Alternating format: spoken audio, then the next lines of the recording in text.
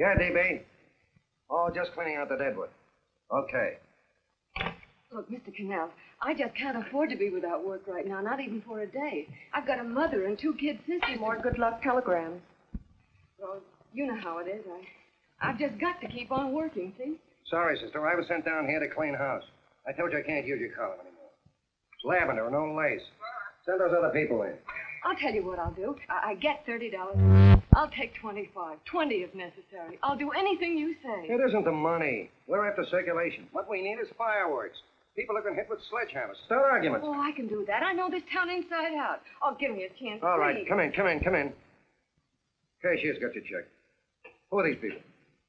Gibbs, Frawley, Cunningham, Giles. Hey, you sister. Don't forget to get out your last column before you pick up your check.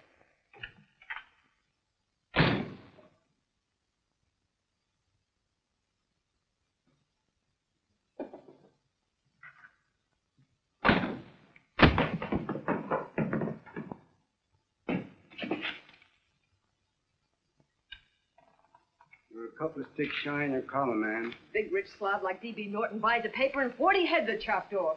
Did you get it, too? Yeah. You too? Oh, Joe. Oh, I'm sorry, darling. Why don't we tear the building down? Before you do, Ann, perhaps you'd better finish this column. Yeah, lavender and old lace. Wait, Joe. Wait. Wants fireworks, huh? Okay.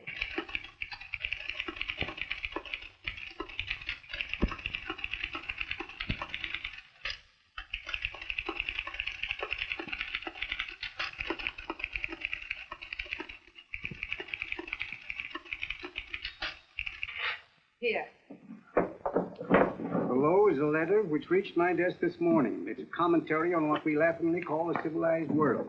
Dear Miss Mitchell, 4 years ago, I was fired out of my job. Since then, I haven't been able to get another one. At first, I was sore at the state administration because it's on account of the slimy politics here we have all this unemployment.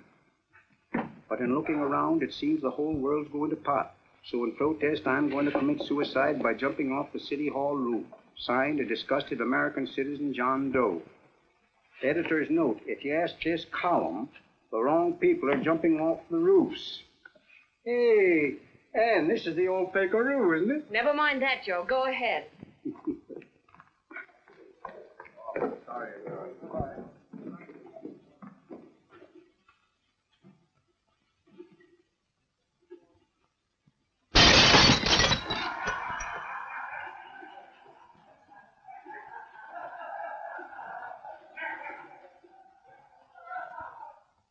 And it's because of the slimy politics that we have all this unemployment here.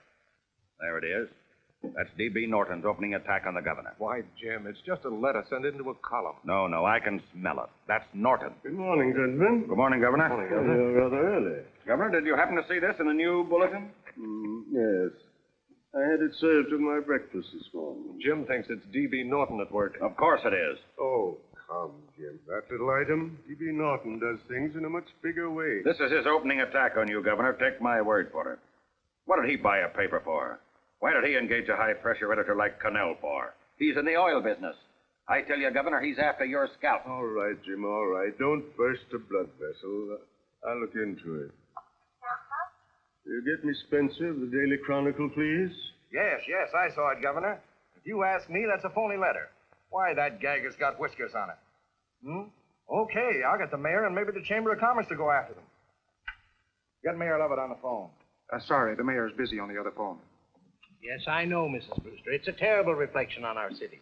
I've had a dozen calls already. Spencer of the Chronicle. Hold it. Just a minute. Yes, Mrs. Brewster. I'm listening.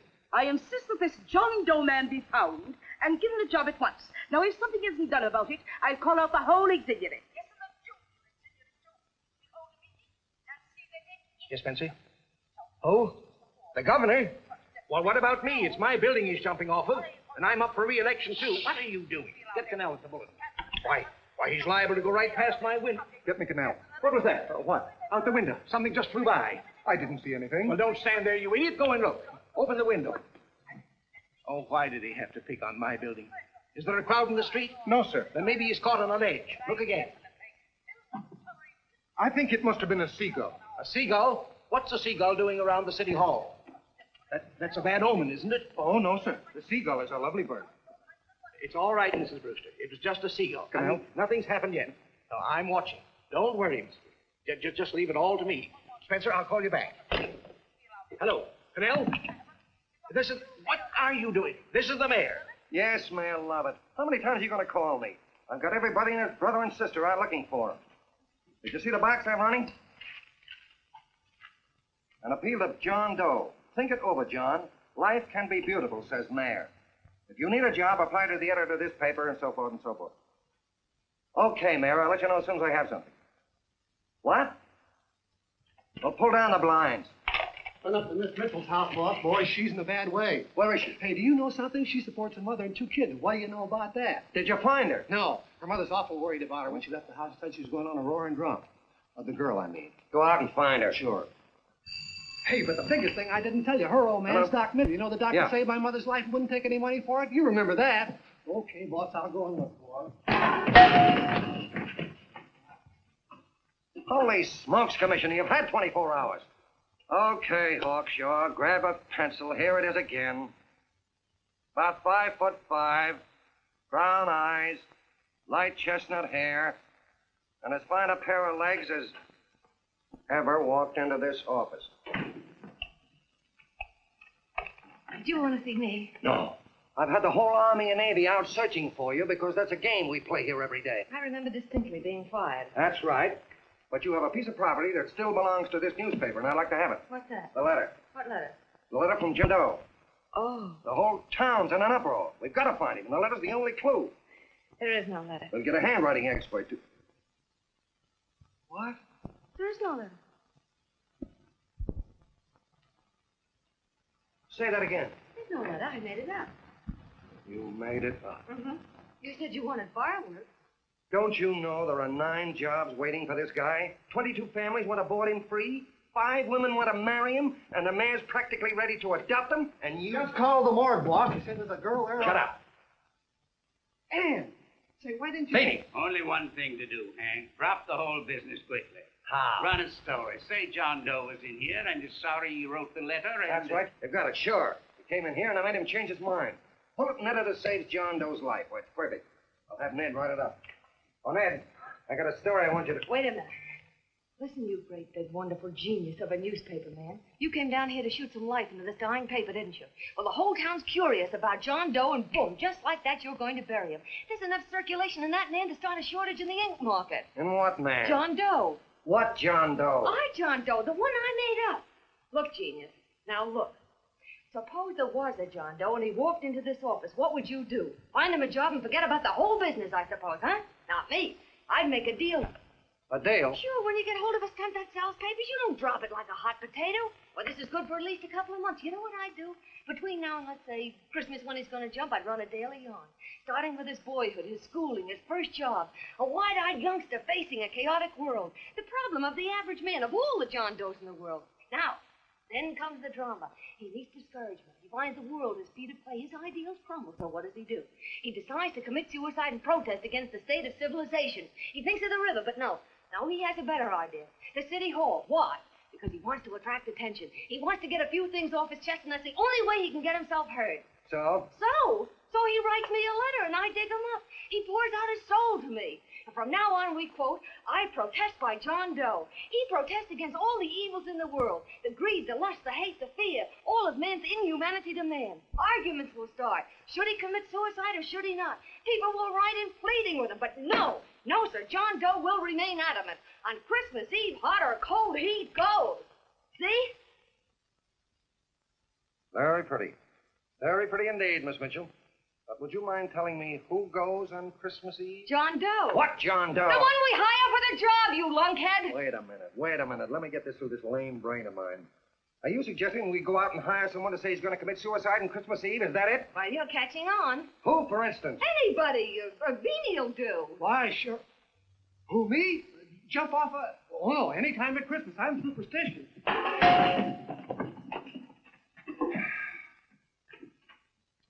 Miss Bishop, do me a favor. Will you go on out and get married and have a lot of babies, but Stay out of newspaper business. Better get that story in, Hank. It's getting late. You're supposed to be a smart guy. If it was raining $100 bills, you'd be out looking for a dime you lost someplace. Holy smokes, wasting my time listening to this mad woman. Look, Chief, look at the Chronicles running on John Doe. They say it's a fake. Why, the no good to... John Doe story, amateur journalism. It's probably phony. It's a wonder anyone is taking it serious. What do you think of those guys? That's fine. That's fine. Now fall right into their laps. Go ahead. Say John Doe walked in and called the whole thing off. You know what that's going to sound like on top of this. That's all, Ned. Thank you. All right. Amateur journalism, huh? Why, that bunch of sophomores. I can teach them more about... Hey, boss, get a load of this. What? Look.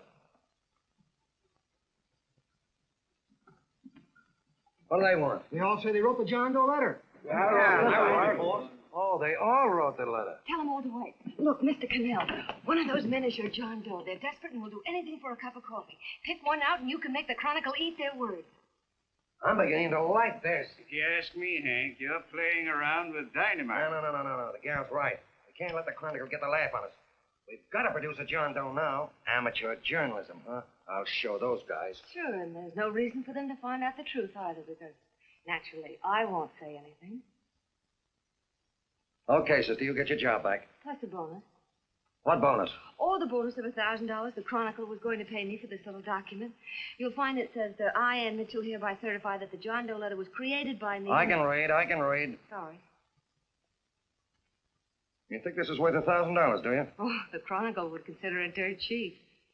Packs everything, including a gun. Okay, sister, you got yourself a deal. Now let's take a look at the candidates. The one we pick has got to be the typical average man. Typical American that can keep his mouth shut. Show me an American who can keep his mouth shut and I'll eat him. Okay, Beanie, bring him in one at a time.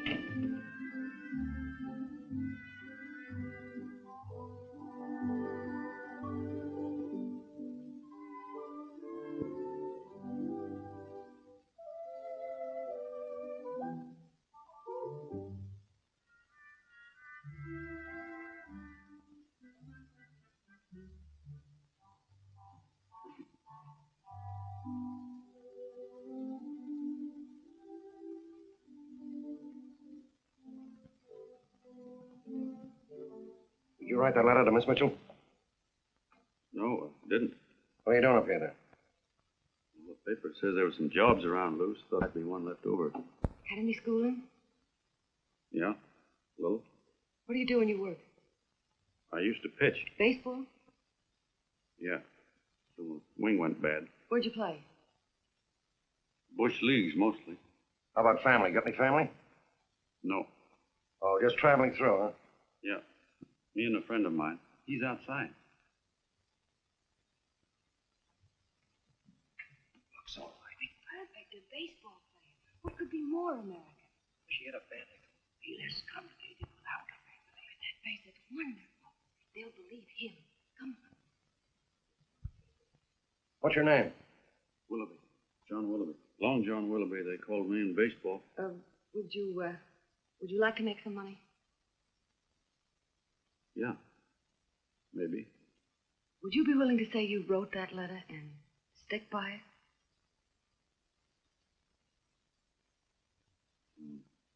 I get the idea. Yeah. Maybe. That's all, man. He's made to order. I don't know. He don't seem like the kind of a guy that'd fall in line. When you're desperate for money, you do a lot of things, Mr. Cannell. He's our man, I tell you. He's fainted. Get the water quickly. Hurry up, Pop. Oh. All right, you sit down. Huh? You all right? Yeah, I'm all right. How many is that, 6?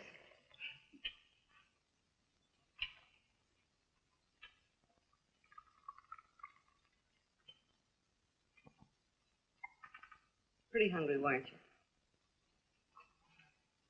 this John Doe business is batty, if you ask me. Well, nobody asked you. Trying to improve the world by jumping off buildings. You couldn't improve the world if the buildings jumped on you. Don't mind the colonel. He hates people. He likes you well enough to stick around. Well, that's because we both play doohickeys. I met him in a boxcar a couple of years ago. I was fooling around with my harmonica, and he comes over and joins in. I haven't been able to shake him since.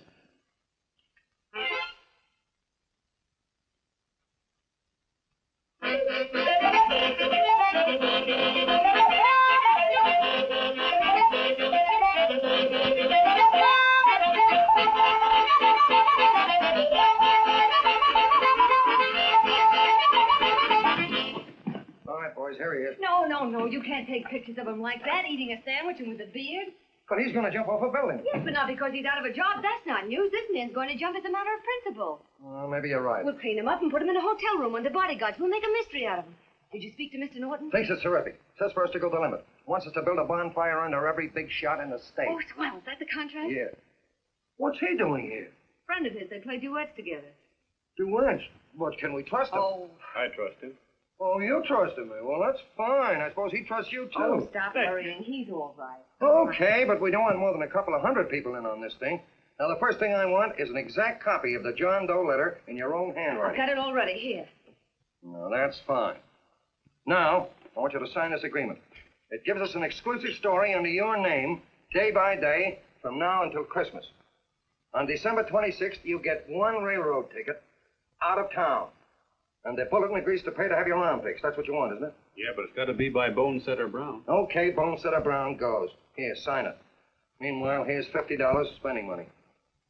That's fine. Beanie? Yes, boss. Take charge of him. Get him a suite at the Imperial and hire some bodyguards. He had some new clothes, Beanie.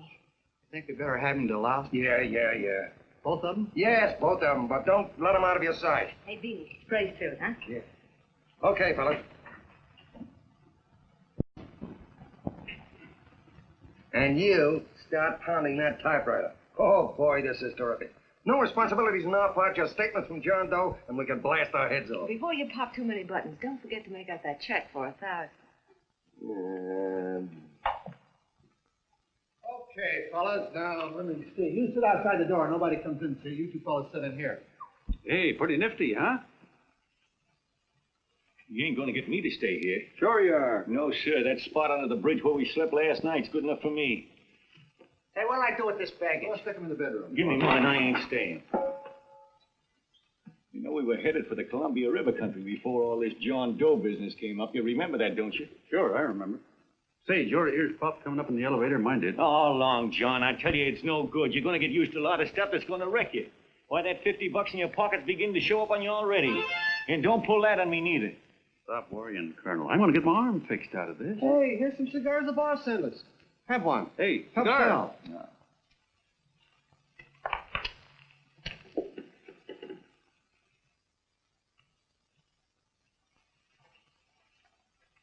Say, I'll bet you even the major leaguers don't rate an outfit like this. Here, make yourself comfortable. Paper? I don't read no papers, and I don't listen to radios either. I know the world's been shaped by a drunken barber, and I don't have to read it. I've seen guys like you go under before. Guys that never had a worry. Then they got a hold of some dough and went goofy. The first thing that happens Hey, to a you guy... get a load of the bedroom. No. The first thing that happens to a guy like that, he starts wanting to go into restaurants and sit down at a table and eat salads and cupcakes and tea. Boy, what that kind of food does to your system.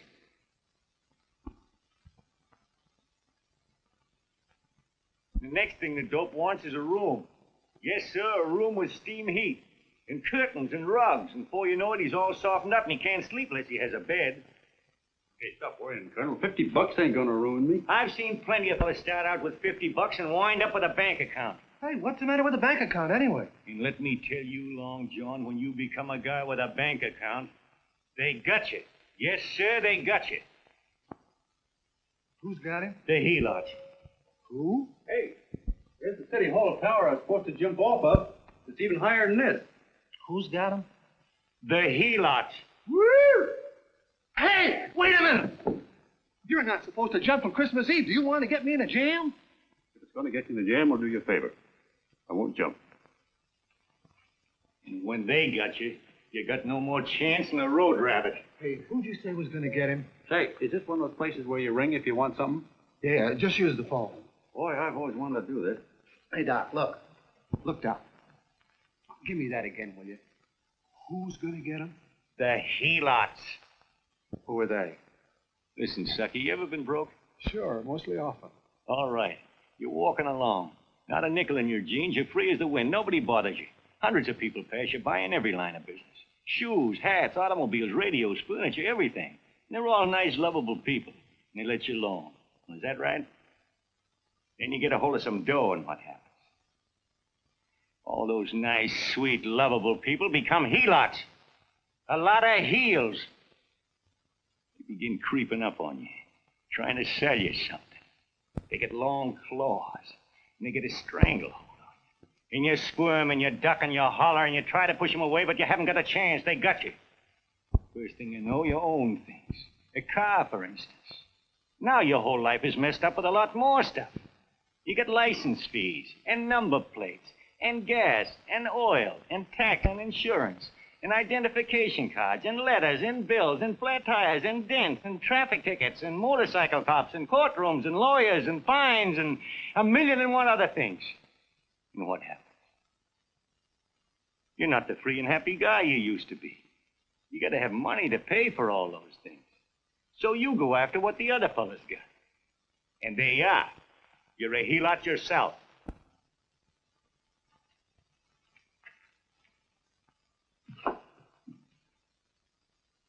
You win, Colonel. Here, take the 50.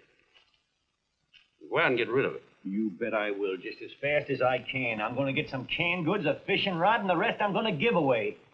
Give away? Hey, get me a pitcher's glove. I got to get some practice. Say, he's giving it away. I'm going to get me some of that. Hey, come back here, you helot. Will you send up 5 hamburgers with all the trimmings, 5 chocolate ice cream sodas, and 5 pieces of apple pie? No, apple with cheese. Yeah, thanks.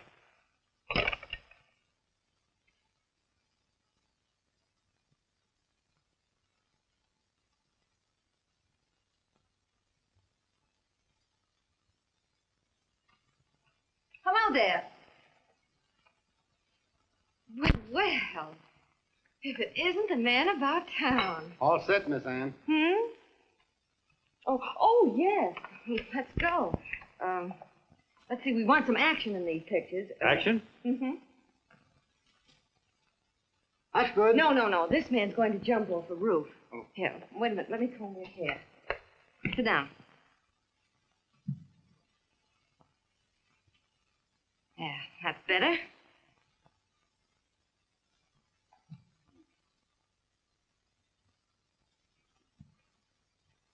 You know, he's got a nice face, hasn't he? Yeah, he's pretty. Here, sit down. Quiet, egghead. All right, now a serious expression. Can't. I'm feeling too good. Oh, come on now. This is serious. You're a man disgusted with all of civilization. With all of it? Yes, you saw the world. Come on now. Oh, crabby guy, huh? Yeah. No.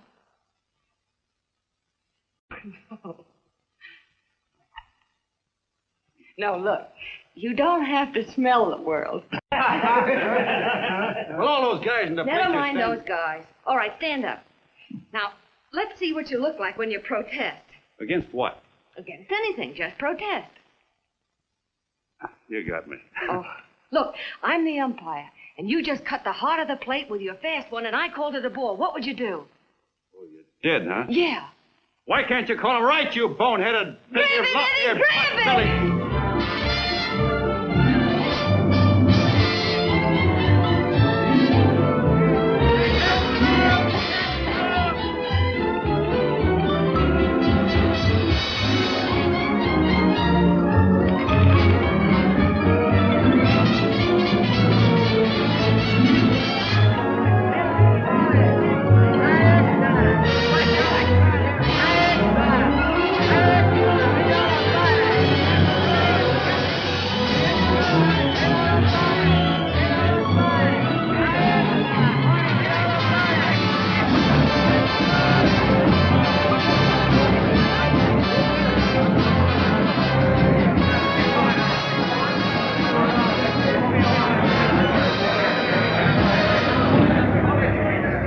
I don't care whose picture they're publishing.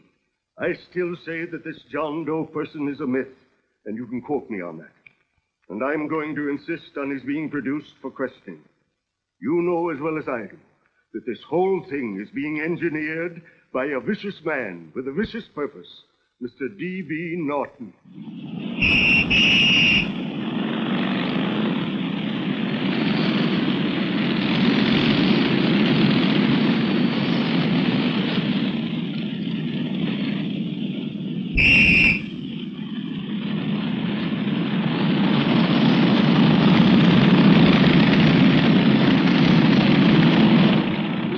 And Miss Mitchell are at the house, sir. Oh, they are? All right. Come on. Personally, I think it's just plain stupidity to drop it. Now, you should see a fan mail, thousands. Why, it's going over like a house afire. What are you afraid of, Canal? It's doubled our circulation. Yeah, but it's got everybody sore. Ads are being pulled. The governor's starting a libel suit. What's more, they all know John Doe's a phony, and they insist on seeing Well, what him. about it? Let them see him. We'll go on one better. They can also hear him. You, Mr. Norton, why not put him on the hair? Watch out for this damn DB. She'll drive you batty. Oh, Look, what? we can't let him get to this Bush League pitcher and start pumping him. Good night. Now, tell him what that screwball might do. I walk in yesterday, here he is, standing on a table with a fishing pole, fly casting. Take my advice and get him out of town before this thing explodes in our faces. If you do, Mr. Norton, you're just as much of a dumb cluck as he is. Excuse me.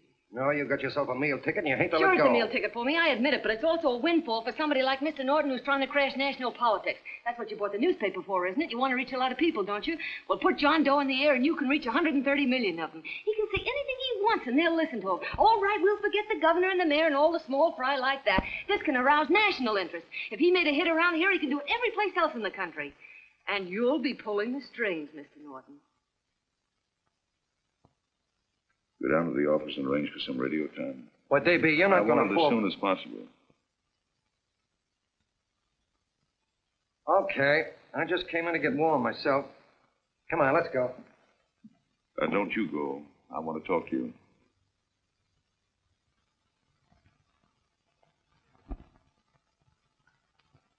Sit down.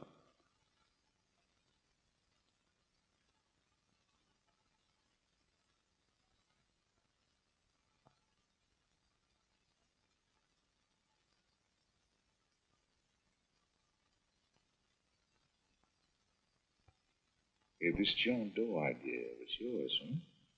Yes, sir.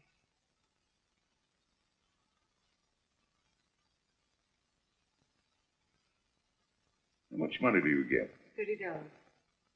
$30. Well, what are you after? I mean, what do you want? A journalistic career? Money. Money? Well, I'm glad to hear somebody admit it.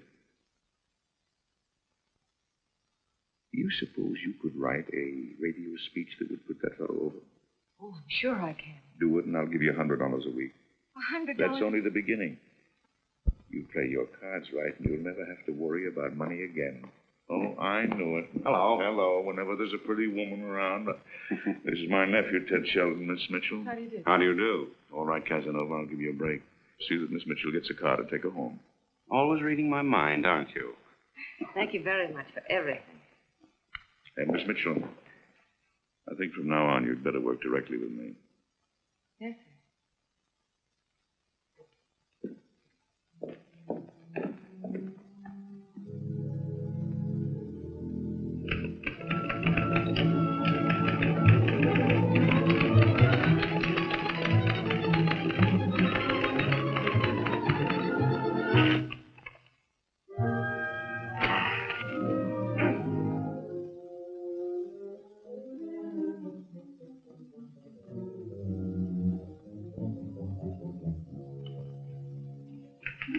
Hey! Oh, I thought you were asleep. We just nice it is. Oh, you little brat, you're just falling. I said good night. Come, children. It's past your bedtime. Go on, Mama. Come on. Now, scooch off the bed. Poor through me, I'm done. I'll never get this speech right. Oh, yes, you will, Ann, dear. You're very clever. Yeah, I know. What are you looking for? Your purse, I need $10. What for? I gave you 50 just the other day. Yes, I know, dear, but Mrs. Burke had her baby yesterday. 9 pounds. And there wasn't a thing in the house. And then the community chest lady came. And the 50's all gone, huh? Who's the 10 for? The Websters. The Websters. You remember those lovely people your father used to take care of. I thought I'd buy them some groceries. Oh, Anne, dear, it's a shame those You're poor... marvelous, Ma. You're just like Father used to be. Do you realize a couple of weeks ago we didn't have enough to eat ourselves? Well, yes, I know, dear, but these people are in such need. And we have plenty now. If you're thinking of that $1,000, forget it. It's practically all gone. We owed everybody in town. Now, you just got to stop giving all your money away. Oh, Anne, dear. Oh, I'm sorry, Ma. Oh, don't pay any attention to me. I guess I'm just upset about all this. Gee whiz, here I am with a great opportunity to get somewhere, to give us security for once in our lives, and I'm stuck. If I could put this over, your Mrs. Burke can have 6 babies. You mean the speech you're writing? Yeah, I don't know. I simply can't get it to gel. I created somebody who's going to give up his life for a principle. Hundreds of thousands of people are going to listen to him over the radio. And unless he says something that's sensational, it's just no good. Well, honey, of course, I don't know what kind of a speech you're trying to write, but judging from the samples I've read, I don't think anybody will listen. What? Darling, there are so many complaining political speeches. People are tired of hearing nothing but doom and despair on the radio. If you're going to have him say anything, why don't you let him say something simple and real, something with hope in it? If your father were alive, he'd know what to say. Father certainly would. Wait a minute.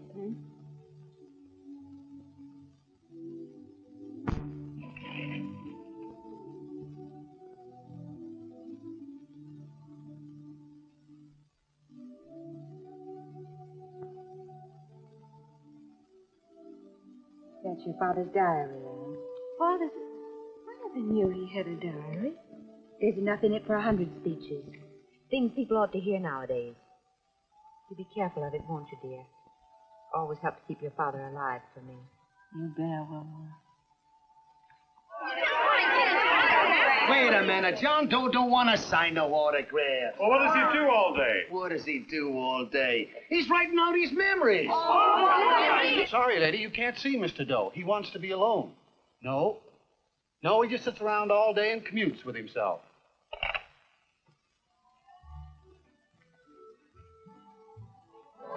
Oh!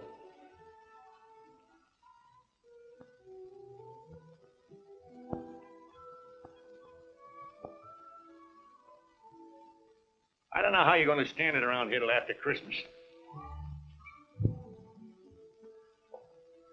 I'll bet you ain't heard a train whistle in 2 weeks.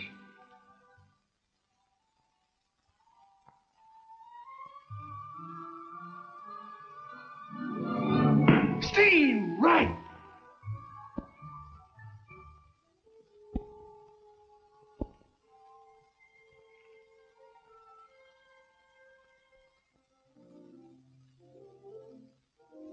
I know why you're hanging around.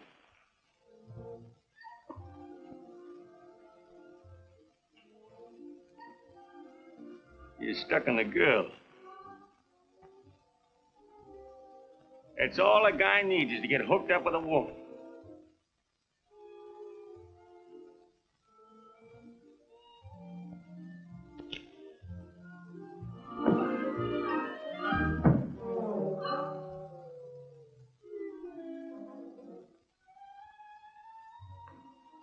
What was that, a single?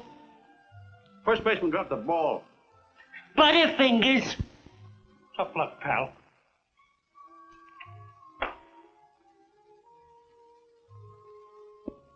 Guy has a woman on his hand. First thing he knows, his life is balled up with a lot more things. Furniture.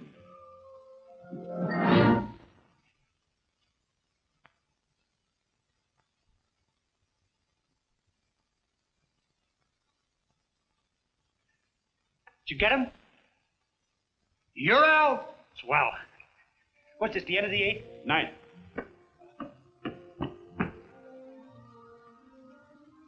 Hey, Beanie, there's a couple of mugs from the Chronicle snooping around out here. Ah!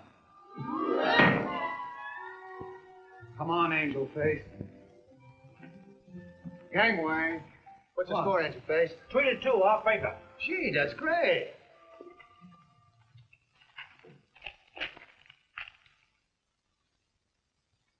Hey, you got swell form there. Must have been a pretty good pitcher.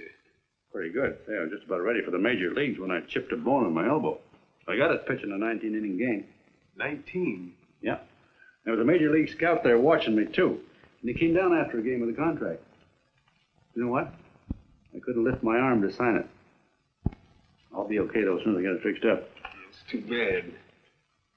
What do you mean, too bad? Huh? Oh, that you'll never be able to play again. What are you talking about? I just told you I was going to get... Well, you know how they are in baseball if a guy's mixed up in a racket. Racket? What do you mean? Well, I was just thinking about this John Doe business. Why, as soon as it comes out it's all a fake, you'll be washed up in baseball, won't you? Yeah. Go on. I never thought about that.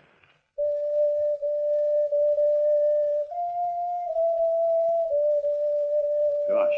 And another thing, what about all the kids in the country? The kids that idolize ball players. What are they going to think about you? Yeah. Hey, Colonel. Did you hear that? I got to figure some way out of this thing. The elevators are still running. I know one way you can do it. How? Well, when you get up there on the radio, all you have to do is to say the whole thing's a frame-up. Make you a hero sure as you're born. Yeah, but how am I going to get my arm fixed? Well, that's a cinch. I know somebody who'll give you $5,000 just to get up on the radio and tell the... $5,000? Yeah, $5,000, and he gets it right away. You don't have to wait till Christmas. Look out, Long John. They're closing in on you. Say, who's putting up this dough? Fellow runs the Chronicle. Here's the speech you make, and it's all written out for you. $5,000. On the level.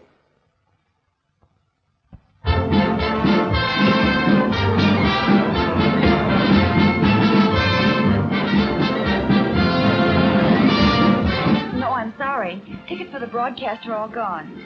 Phone the bulletin. Sorry, no more tickets left.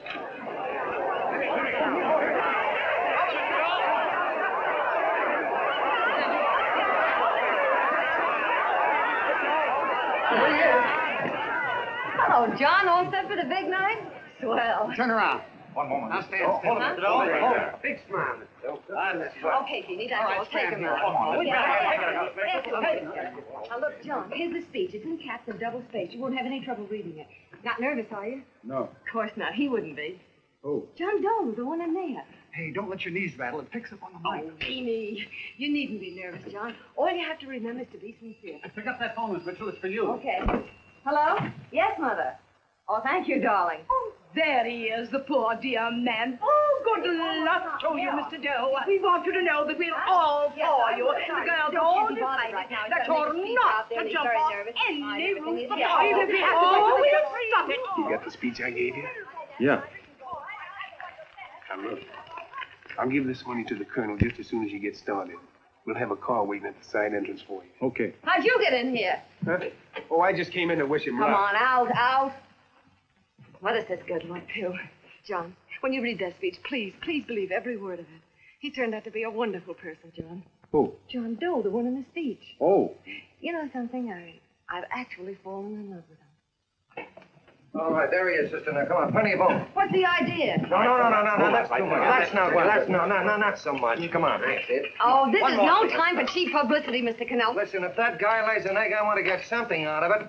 I'm getting a Jane Doe ready. Oh, come on. Here. Will you, fellas? Here you Give me a are. All right, chance. that's I have enough. to ready. Just one more, will No, you, that's please? fine, honey. You go ahead. All right, I need one more. You've done it. Go ahead. How you doing? Oh. All right, Benny, bring him in. Holy smoke, a half a he-lot. There you are, boss, just like you ordered. Symbols of little people. Okay, get him up. All right, young fella. This is ridiculous, Mr. Cannell. Come on, give me a chance. The man's on the air. There you go. One shot. Oh, All right, fellas, I told you to have one. Which you want to have? No, come on, answer. You can have a... Come on, that's right. Answer what you can get all the pictures you want. Thank you very much. Come on. What do you do? That's right. Come on, Snooks, you better bail out. Okay, goodbye, Mr. Doe. Beanie. All right. Better get ready. 1 minute to go. Wow, Hey, 1 minute to go and the score is nothing to nothing. Now, please, John, you won't let me down, will you? Will you? Of course you won't. If you'll just think of yourself as the real John Doe. Listen, everything in that speech are things a certain man believed in. He was my father, John. When he talked, people listened. And they listened to you, too. Funny. You know what my mother said the other night? She said to look into your eyes, that I'd see Father there. Hey, what do you say? Okay, we're coming. Come on. Now, listen, John, you're a pitcher. Now get in there and pitch. Good luck. Give him room. Let him through. Come on.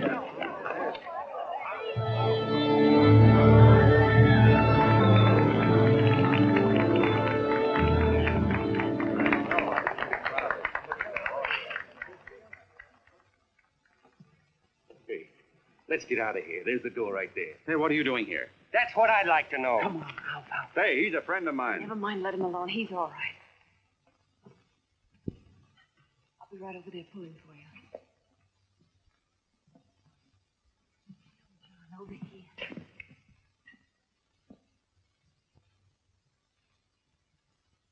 Stand by.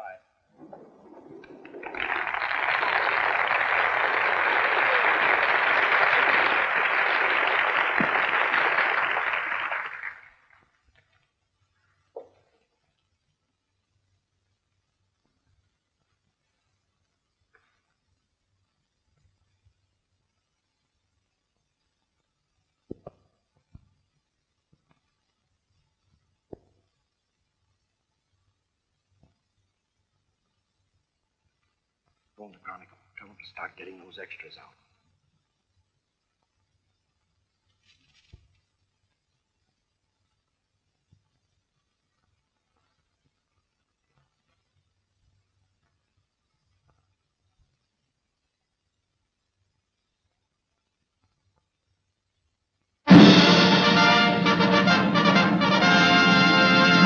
And good evening, ladies and gentlemen. This is Kenneth Fry speaking for the New Bulletin.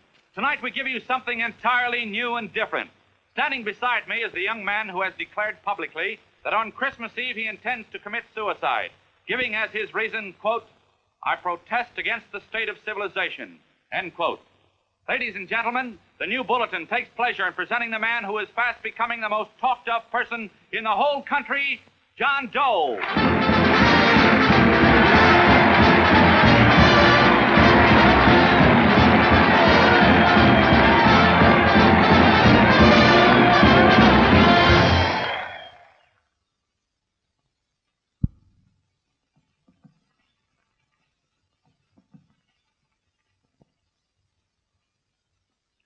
Ladies and gentlemen,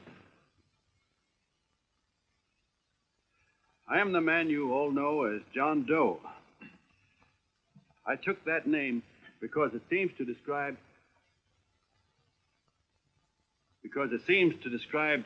the average man. And that's me. And that's me. Well, it was me, before I said I was going to jump off the city hall roof at midnight on Christmas Eve. Now I guess I'm not average anymore. Now I'm getting all sorts of attention. From big shots, too. We've been double-crossed. The mayor and the governor, for instance. They don't like those articles I've been writing. You're an imposter, young fellow. That's a pack of lies you're telling. Who wrote that speech for you? Benny, get that guy. Hey, Ken. The bullet. Hey, play radio guy. That's what I want to know. The bullet. That's what it is. Spencer. Ladies and gentlemen, the disturbance you just heard was caused by someone in the audience who tried to heckle Mr. Doe. The speech will continue.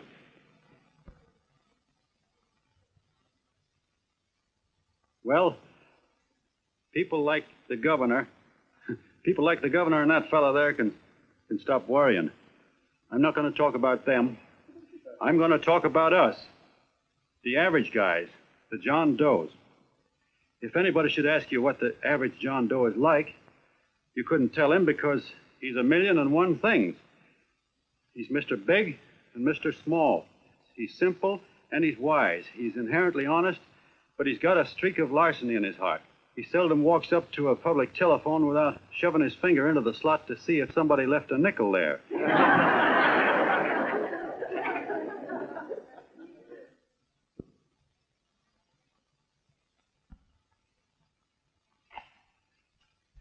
He's the man the ads are written for. He's the feller everybody sells things to. He's Joe Doe, the world's greatest stooge and the world's greatest strength.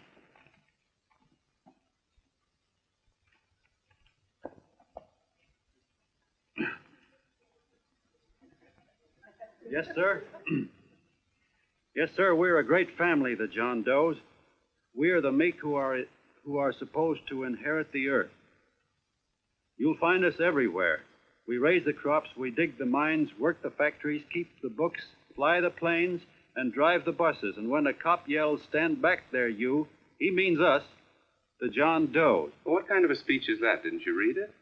We've existed since time began. We built the pyramids.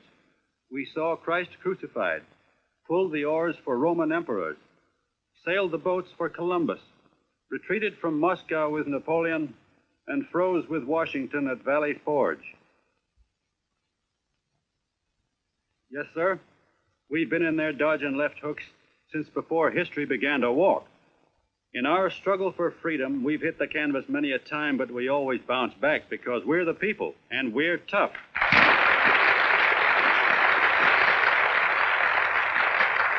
They've started a lot of talk about free people going soft, that we can't take it. That's a lot of hooey. A free people can beat the world at anything, from war to tiddlywinks, if we all pull in the same direction.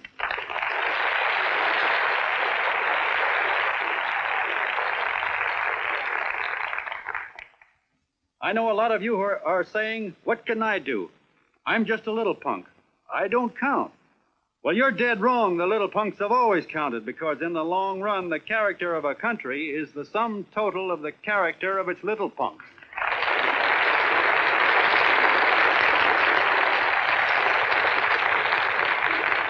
But we've all got to get in there and pitch. We can't win the ball game unless we have teamwork. And that's where every John Doe comes in. It's up to him to get together with his teammate. And your teammate, my friend, is the guy next door to you. Your neighbor. He's a terribly important guy, that guy next door. You're going to need him, and he's going to need you, so look him up. If he's sick, call on him. If he's hungry, feed him. If he's out of a job, find him one. To most of you, your neighbor is a stranger, a guy with a barking dog and a high fence around him. Now, you can't be a stranger to any guy that's on your own team. So tear down the fence that separates you. Tear down the fence, and you'll tear down a lot of hates and prejudices. Tear down all the fences in the country, and you'll really have teamwork.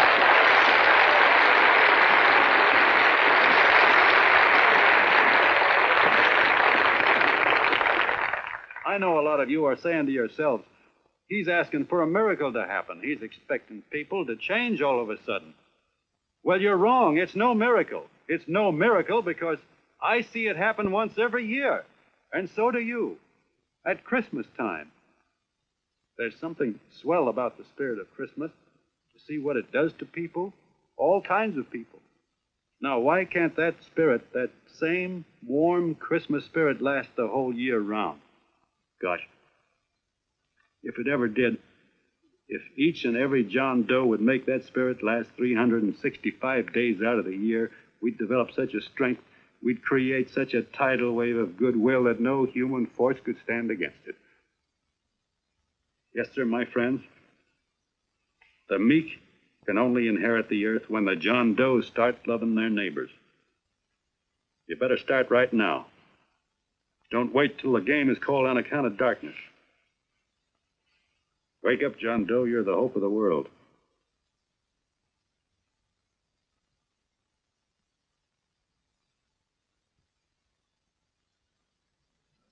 John, you were wonderful.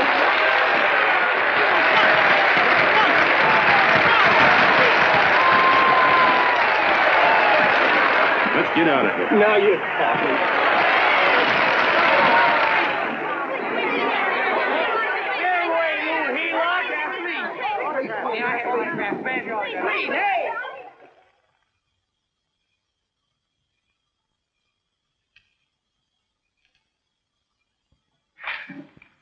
I knew you'd wake up sooner or later.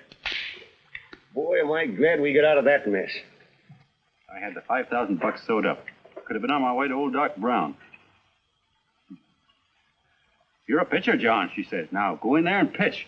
What a sucker. Yeah, she's a heel-out just like the rest of us. Lucky you got away from her.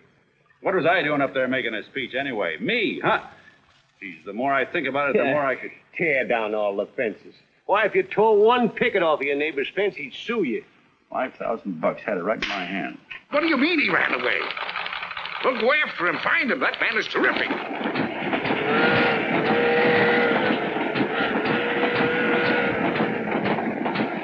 Hey, here we come.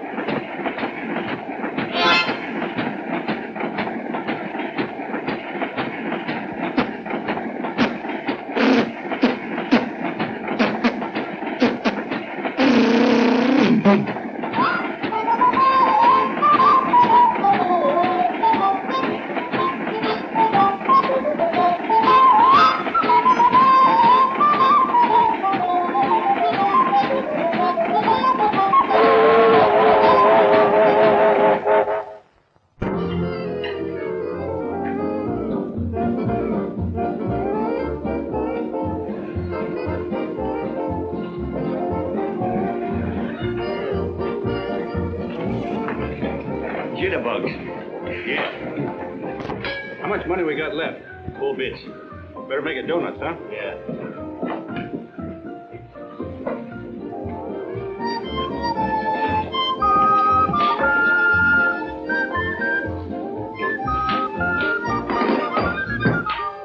What'll it be, Jed? Have you got a couple of steaks about that big and about that thick? Yeah, with hash brown potatoes and tomatoes and apple pie and ice cream and coffee. And donuts, I know. Hey, Ma! Seekers! A pair. Think of the pair coming up. Glad he took the tea out of that.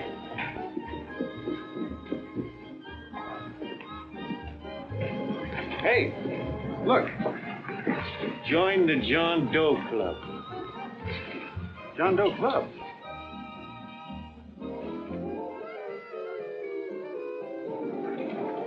Uh-oh. You John Doe? Who? John Doe. Ah, you need glasses, buddy. Oh, but Jed, it's a spitting image of John Doe. Yeah, but his name is Willoughby. Oh, I'm John Willoughby. I'm a baseball player. Sure. Oh, no, I'd know that voice anyway. You can't kid me. You John Doe. Hey, Ma! Ma! That's John Doe. John Doe. Yeah, sitting right there, big as life. Who'd you say it was? John Doe, the big guy there. This is in the back, John Guy. John Doe. Sitting right there, John Doe.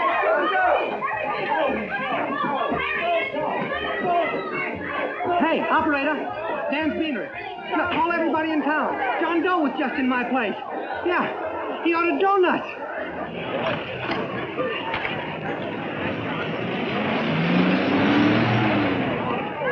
John Doe. Let's see John Doe.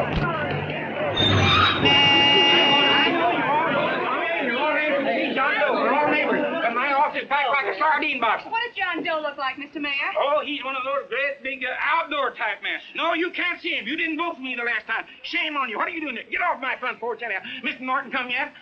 Oh, well, I wonder where he's at. What's keeping him? He should have been here 15 minutes ago. Oh, there he comes now. Now, everybody on your dignity. Don't do anything to disgrace us. A little town, but we got to show off. Better let me talk to him. All right, but present it to him as a great cause for the common man. Ah, here he comes. Now, give room down there. Give him room. Come on now. Come on. Here he comes. Here he comes. Here's Mr. Norton. How do you do, Mr. Norton? I'm Mayor Hawkins. Here's Mr. Miles back here. Let me go, you darn tool. I'm the mayor. Mr. Norton. Mr. Norton. Mr. Norton. I'm Mayor Hawkins. Your office telephoned me to hold him. Well, that's fine. How is he? Oh, he's fine. He's right in my office there. You know, it's a big honor having John Doe here, and you too. Haven't had so much excitement since the old city hall burned down. People are so excited and nearly tore his clothes off. Oh, Matilda, darling, phone the newspapers, tell them Mr. Norton's here. Step right inside, Mr. Norton. My office. Very comfortable here, Mr. Norton. Just had it air conditioned. Gangway, please. Get room for Mr. Norton. Gangway. Gangway. Here he is, Mr. Norton. Well taken care of. The neighbors are serving him a light lunch. Oh, John. Mr. Mayor, if you don't mind, we'd like to talk to him alone. Why, certainly, certainly. All right, everybody. Clear out. Everybody, quickly now. Come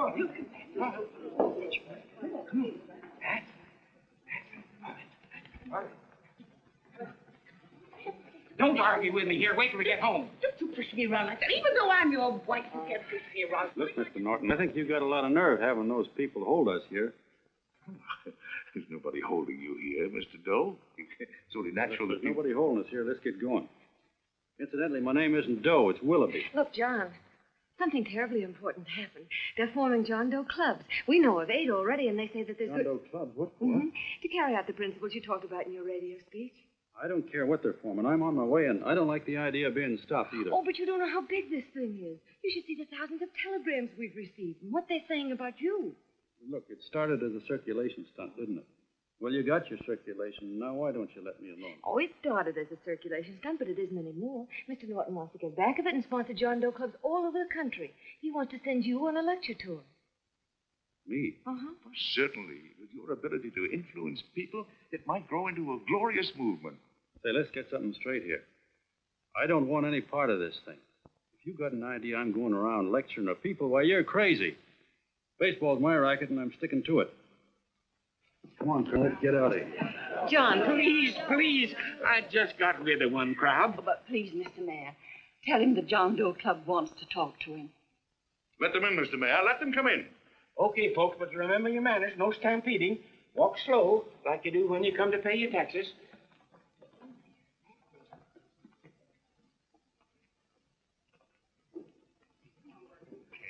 All right, give me a chance. Come right in. My name's Bert Hanson, Mr. Doe. I'm the head soda jerker at Schwabacker's drugstore. Well, sir, you see, me and my wife, we heard your broadcast, and we got quite a bang out of it, especially my wife.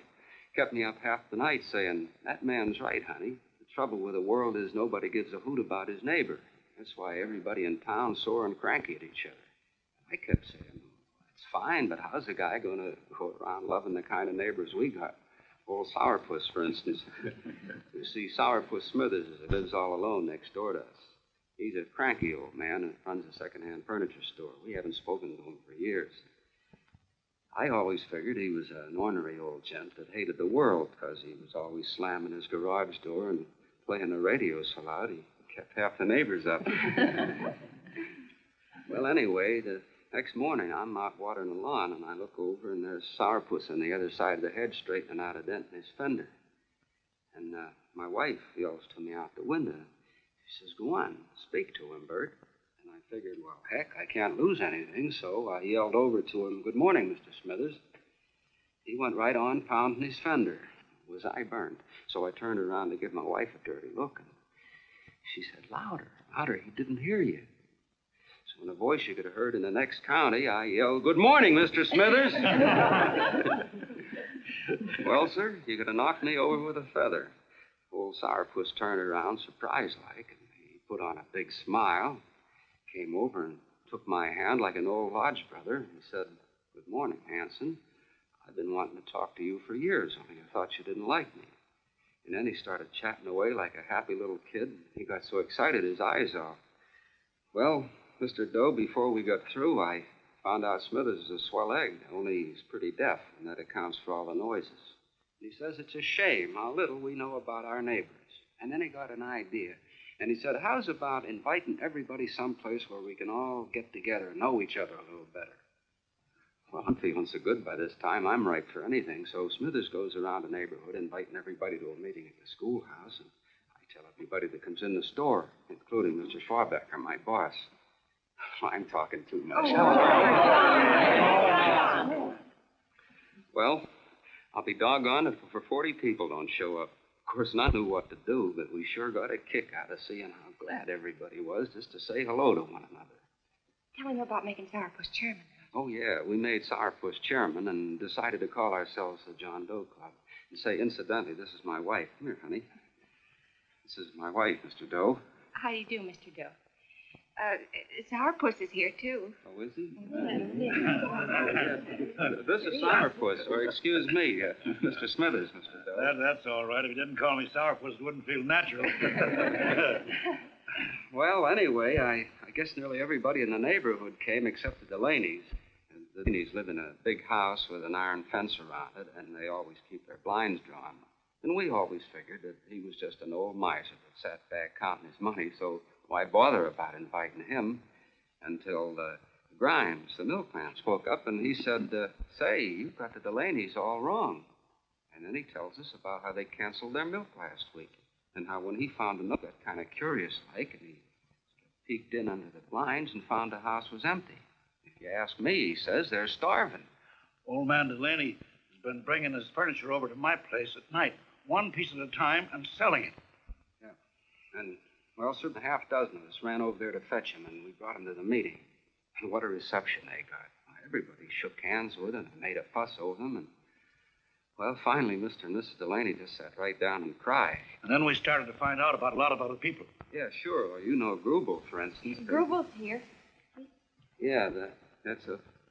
You don't know Grubel, but he's the man that everybody figured was the worst no-account in the neighborhood because he was living like a hermit. Nobody would have anything to do with him. That isn't Little Murphy. The postman told us the truth. Why, Grubel, he says, he lives out of garbage cans because he won't take charity, because it'd ruin his self-respect, he says. Just like you said on the radio, Mr. Doe. Well, sir, about a dozen families got together and gave Grubel a job watering their lawns. Isn't that wonderful? And then we found jobs for 6 other people, and they've all gone off for leave. And my boss, Mr. Schwabecker, made a job in his warehouse for old man Delaney. And he gave you that $5 raise. Yeah, wasn't that swell? Why, Bert, I feel slighted. I'd like to join, but nobody asked me. I'm sorry, Mayor, but we voted that no politician could join. Just the John Does of the neighborhood, 'cause you know how politicians are.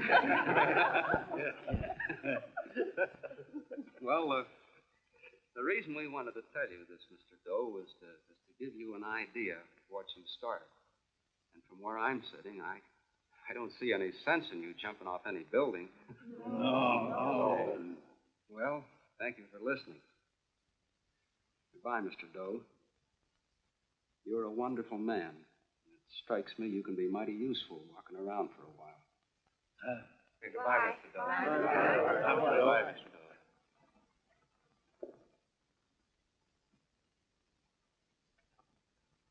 I'm Mrs. Delaney, Mr. Doe. And God bless you, my boy.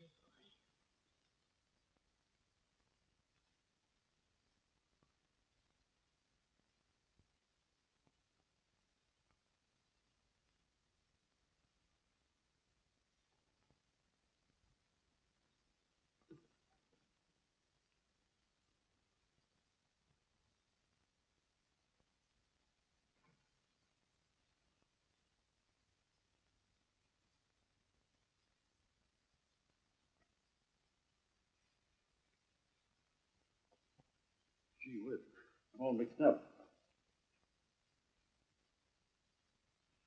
I don't get it. Look, all those swell people think I'm going to jump off a building or something. I never had any such idea. Gosh. This fellow'd have to be a mighty fine example himself to go around telling other people how to. Say, look, what happened the other night was on account of Miss Mitchell here. She wrote the stuff. Don't you see what a wonderful thing this can be? But we need you, John. You're hooked. I can see that right now. They got you. Well, I'm through. For 3 years, I've been trying to get you up to the Columbia River country. First, it was your glass arm. Then it was the radio. And now it's the John Doe clubs. Well, I ain't waiting another minute. Gangway, you helots. Hey, Colonel, wait a minute. Hey, Colonel! I want you personally to go along with John Doe and Miss Mitchell and handle the press and the radio. Me? Yes, I don't want to take any chances. And Johnson. Yes, Stevie. Your crew will do the mop-up job. They'll follow John Doe into every town, see that the clubs are properly organized and the charter's issued. Right. There are only 8 flags up there now. I want to see that map covered before we get through.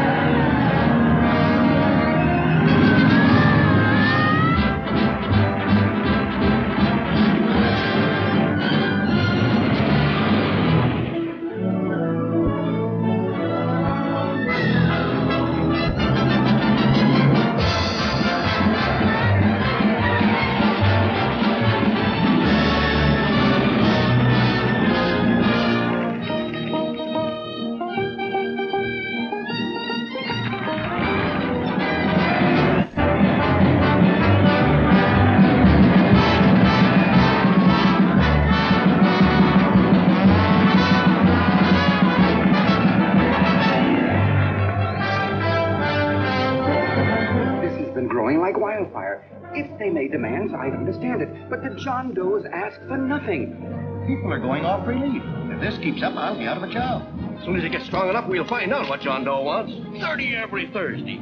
60 at 60. Who knows what? I'm sorry, boss. They just won't let anybody talk politics with them. It's We've got to get to them. They represent millions of voters.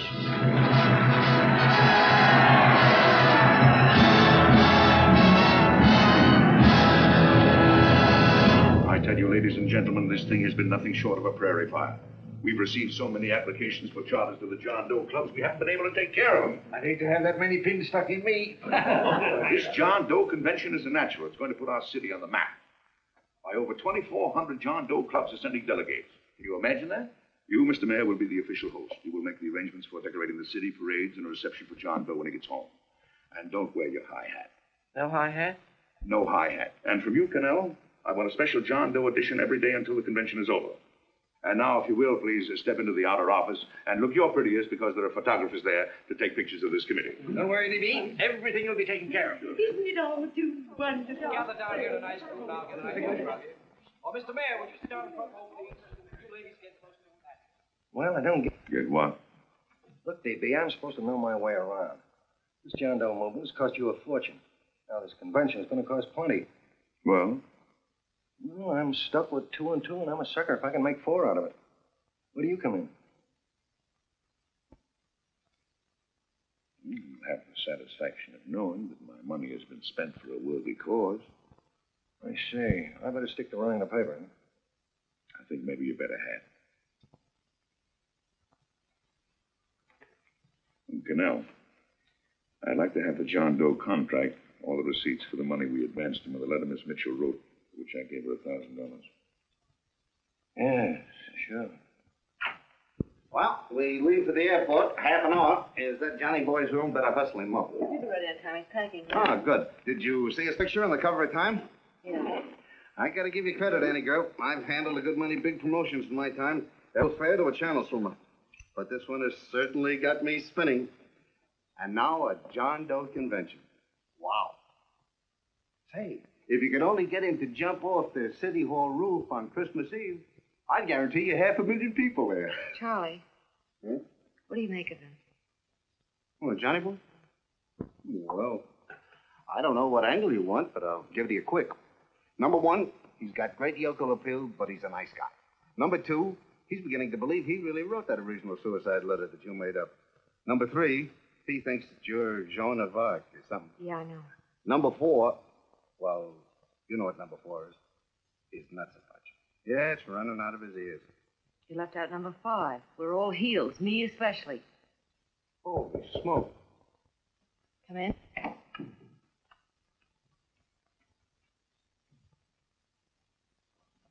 More pack. Good. I'll go and get Beanie Boy. Okay, Charlie boy.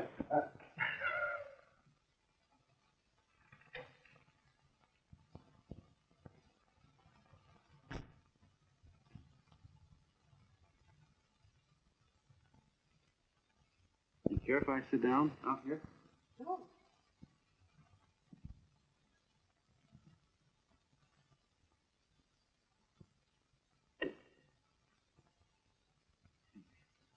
You know, I had a crazy dream last night.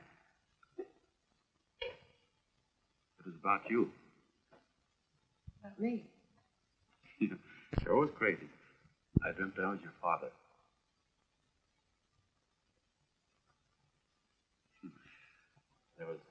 There was something I was trying to stop you from doing. So I got up out of it, and I walked right through the wall here, right straight into your room. You know how dreams are. And there you were in bed. But you're a little girl, you know, about 10. And very pretty, too. So I shook you, and the moment you opened your eyes, you hopped out of bed and started running like your nightgown. You ran right out the window there, and you ran out over the tops of buildings and roofs and everything for miles. And I was chasing you. And all the time you were running, you kept growing bigger and bigger and bigger, and pretty soon you were as big as you are now, you know, grown up. And all the time I kept asking myself, what am I chasing her for? And I didn't know. Isn't that a hot one? Well, anyway, you ran into some place, and then I ran in after you, and when I got there you were getting married. And the nightgown had changed into a beautiful wedding gown. You sure look pretty good. And then I knew what it was I was trying to stop you from doing. Dreams are sure crazy, aren't they? Well, would you like to know who it was you were marrying? Oh, a tall, handsome Ubangi, I suppose. No, not that bad. It was that fellow that sends you flowers every day. Yeah, what's his name? Mr. Norton's nephew? Had children. Yeah, that's the one. But here's the funniest part of it all. I was the fellow up there doing the marrying, you know, the justice of peace or something. You were? I thought you were chasing me. Well, yes, I was, but I was your father then, see? But the real me, John Doe, or that is, Long John Willoughby, I was the fellow up there with the book. You know what I mean? I guess so. Then what happened? Well, I took you across my knee and I started spanking. That is, I didn't do it. I mean, I did do it, but it wasn't me, you see. I was your father then. Well, I held you across my knee and I said, Annie, I won't allow you to marry a man that's just rich or that has his secretary send you flowers. The man you marry has got to swim rivers for you. He's got to climb high mountains for you. He's got to slay dragons for you. He's got to perform wonderful deeds for you. Yes, sir. And all the time, the guy up there, you know, with the book, me, just stood there nodding his head. He said, go to it, Pop. Whack her one from me, because that's just the way I feel about it, too. So he said, come on down here and whack her yourself. So I came down, and I whacked you a good one, see? And he whacked you. I whacked you another one. We both started whacking you like... Well, if you're through whacking her, come on, let's get going. Okay, fellas, right in here. You go out the side entrance. There's a bunch of autograph seekers out front. We'll be down with the bags in a minute. Come on, don't make a government project out of this. Hi, Benny. When's our plane take off again? Couple of minutes. How many people do you think we've talked to already, outside the radio? I mean, Oh, I don't know. About 300,000. 300,000. What makes them do it, Ann? Makes them come and listen and get up their John Doe clubs the way they do. I've been trying to figure it out. Look, John, what we're handing them are platitudes. Things they've heard 1,000,000 times. Love thy neighbor, clouds have silver linings, turn the other cheek. It's just a... Yeah, I heard them 1,000,000 times, too, but there you are. Maybe they're like me, just beginning to get an idea what those things mean. I never thought much about people before. They were always just somebody to fill up the bleachers. The only time I worried about them is when they didn't come in to see me pitch. You know, lately I've been watching them when I talk to them. I could see something in their faces. I could feel that they were hungry for something. You know what I mean? Maybe that's why they came. Maybe they're just lonely and wanted somebody to say hello to. I don't really feel. I've been lonely and hungry for something practically all my life.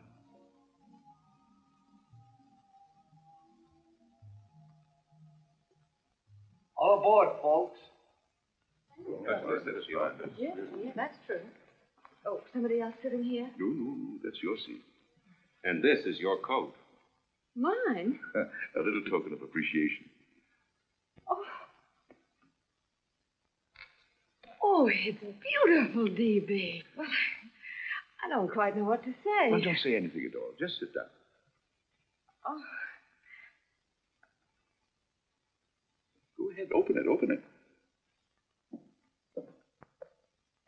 Oh. Oh, it's lovely.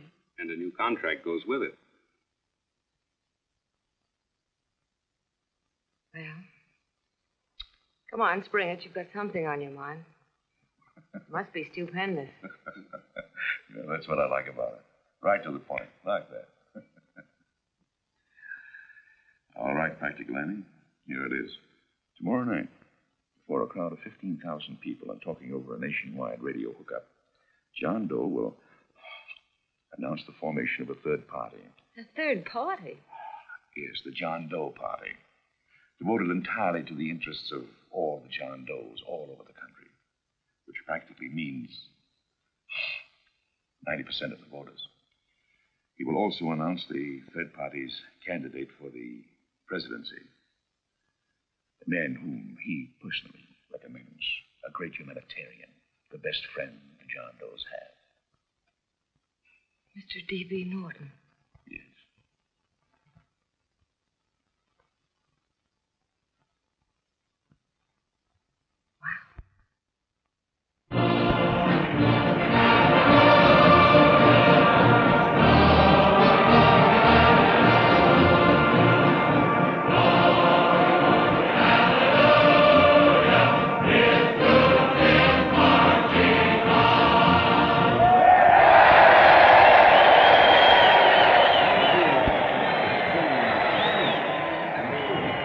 The opening of the convention is hours off. The delegates are already pouring into the ballpark by the droves, with lunch baskets, banners, and petitions asking John Doe not to jump off any roof. No matter how you look at it, it's still a phenomenal movement. These John Does, or the hoi polloi, as you've heard people call them, have been laughed at and ridiculed, but here they are, gay and happy, having traveled thousands of miles, their expenses paid by their neighbors, to come here to pay homage to their hero, John Doe. And in these days of wars and bombings, it's a hopeful sign that a simple idea like this can sweep the country. An idea based on friendliness, on giving and not taking, on helping your neighbor and asking nothing in return.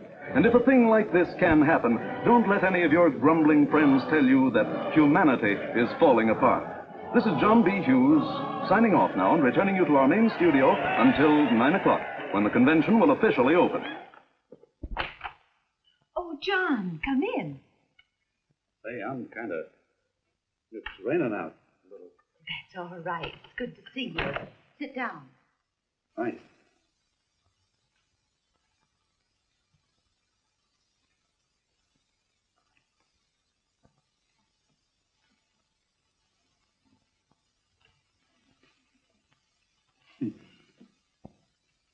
It's for Anne.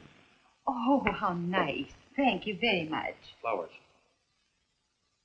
I'm terribly sorry she isn't here. She isn't? No, she just left. I'm surprised you didn't run into her. She went over to Mr. Norton's house. Oh. Did you want to see her about something important? Yeah. Well, no, it'll wait. He's a nice man, isn't he? Mr. Norton, I mean. He's done an awful lot for the...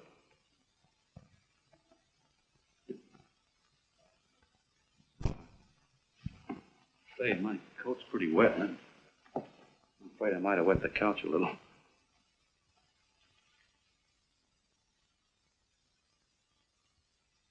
Well, I guess I'll see her at the convention later. Yes, of course. I'll see that she gets the flowers. Thanks. Good night, Mrs. Mitchell. Good night, John.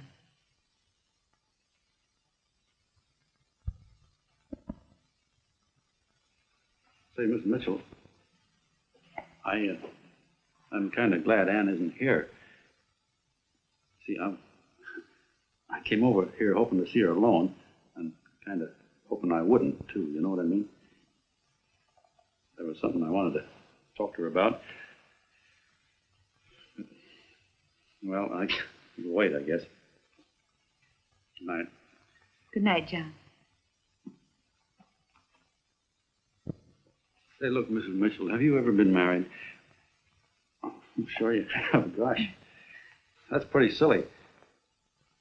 But I guess you must think I'm kind of batty.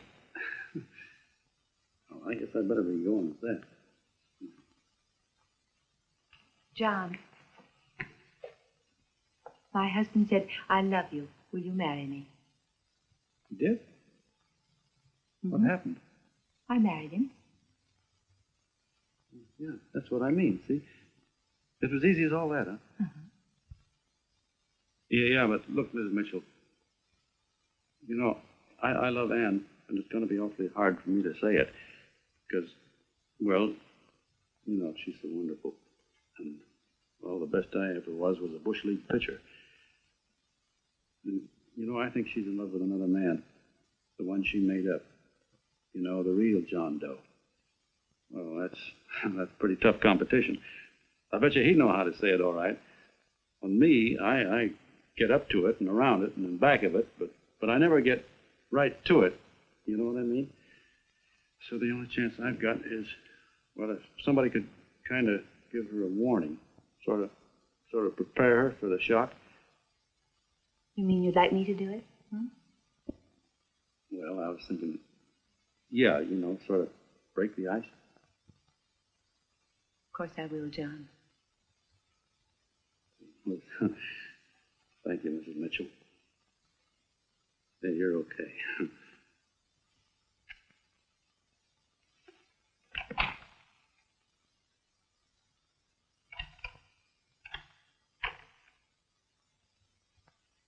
This John Doe meeting is going to be one of the biggest things that ever happened. Why, they're coming from all over. Trains, boxcars, wagons. Look out! Hello, bodyguard. Hey, had your dinner yet? Well, Chip? Oh, that's all right. Well, look, no, go ahead and have your dinner. Wait a minute, John.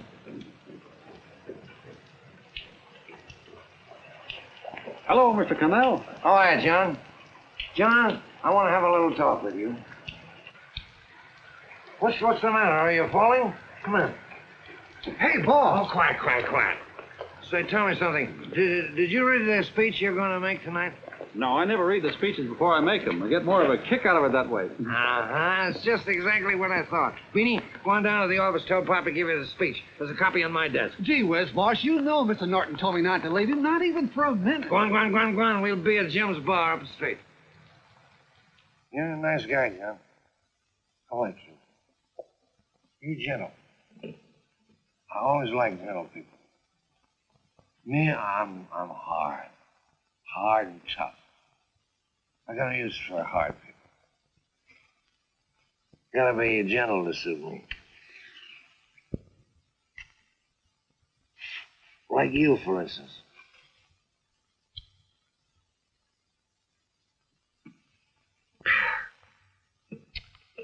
Yep, I'm hard. But you want to know something? I've got a weakness. I guess that would you. Want to know this? Star Spangled Banner. Screw you. Mm-hmm. Maybe it is, but play the Star Spangled Banner. I'm a sucker for it. Always gets me right here. You know what I mean? Yeah, it gets me right back here. Oh, back there, huh? Well, every man to his own taste. You weren't old enough. You weren't old enough for the World War, were you, Jim? No, boss. Oh, you must have been just a kid. I was just ripe and raring to go. You know what my old man did when I joined up? He joined up, too. Got to be a sergeant. And here's a kick for it. We were in the same outfit. What, huh? Hmm?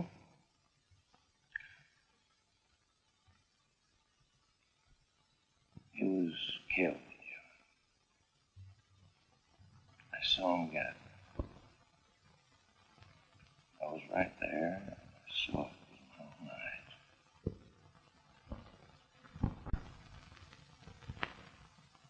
Me, I came out without a scratch. That is, excepting my ulcers.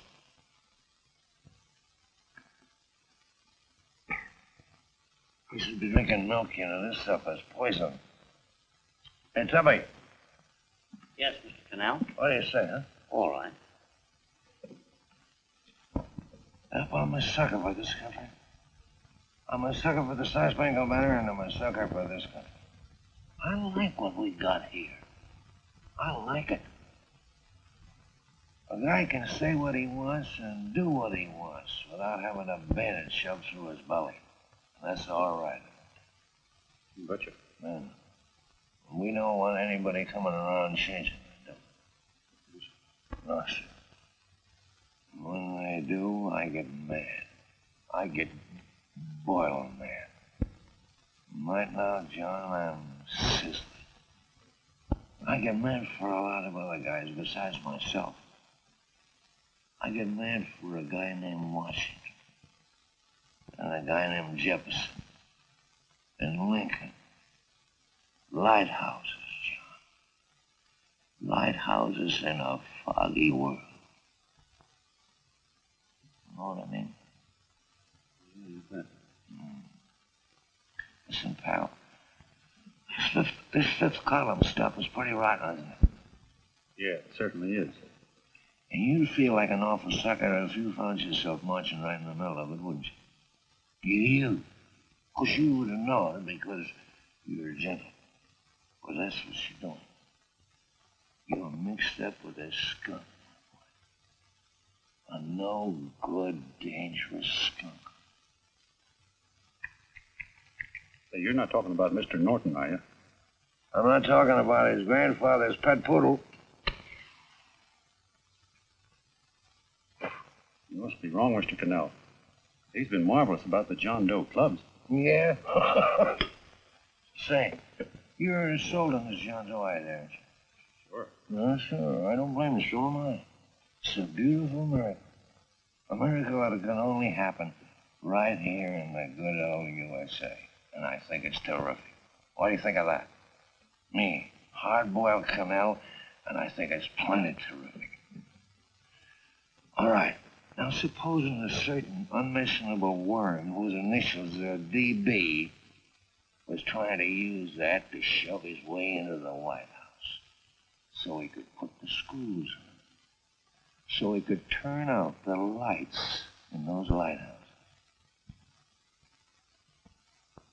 What would you say about that? Huh? I wouldn't go into that, Mr. Cannell. They can't use the John Doe clubs for politics. That's the main idea. Is that so? Then what's a big political boss like Hammer doing in town? And a labor leader like Bennett? A lot of other big shots are up at DB's house right now. Wolves, John. Wolves. Waiting to cut up the John Does. Wait till you get a gander at that speech you're going to make tonight. You're all wet. Miss Mitchell writes those speeches. Nobody can make her write that kind of stuff. They can, huh? Who do you think writes them? My Aunt Emma? I know she writes them. And gets a big bonus for doing them, too. A mink coat and a diamond bracelet. Don't write them. Why, that gold-grabbing dame would double-cross her own mother for a handful of Chinese yen. Shut up. If you weren't drunk, I'd... Hey, boss. Here's the speech, boss. Hey. Go on and read it, John, and then start sucking. Hey, wait a minute, Mr. Doe. Tubby? Yes? Better bring me a glass of milk. I'm smoking too much. Yes, Charlie. Everything all set? Fine. John Doe been taken care of? Good. How many people do you think will be there? 15,000? Oh, my, that's fine. Now, listen, Charlie. As soon as John Doe stops talking about me, I want you to start that demonstration. And make it a big one, you understand? Don't worry about that, DB. My boys are there. They'll take care of it. What? Yes, I'll be there 15 minutes after I get your call. Why, Mr. Doe. Where are they? In the dining rooms.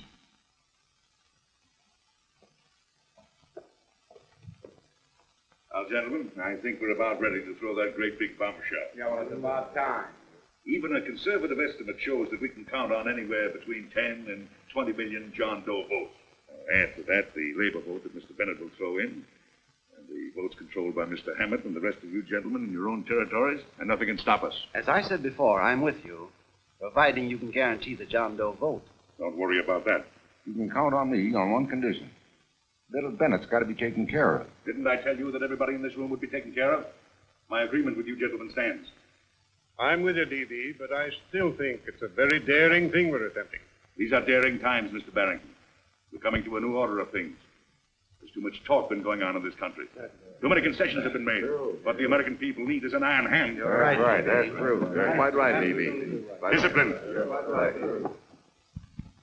And May I offer a little toast to Miss Ann Mitchell, the brilliant and beautiful lady who is responsible for all this. Mr. Norton, I'd like to talk to you alone for a minute. Oh, Miss Mitchell has something to say to us.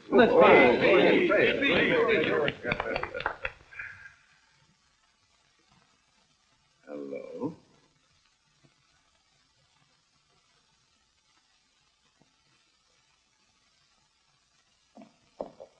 John, I'm so glad to see you. I was terribly worried.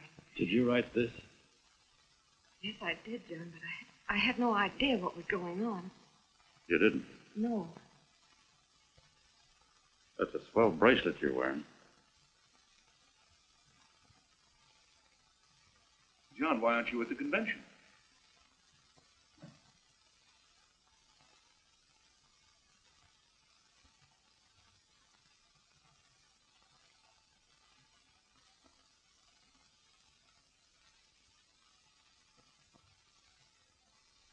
Is there anything wrong? No, nothing's wrong. Everything's fine. So there's going to be a new order of things, huh? Everybody's going to cut himself a nice fat slice of the John Does, eh? You forgot one detail, Mr. Big Shot. You forgot me, the prize stooge of the world.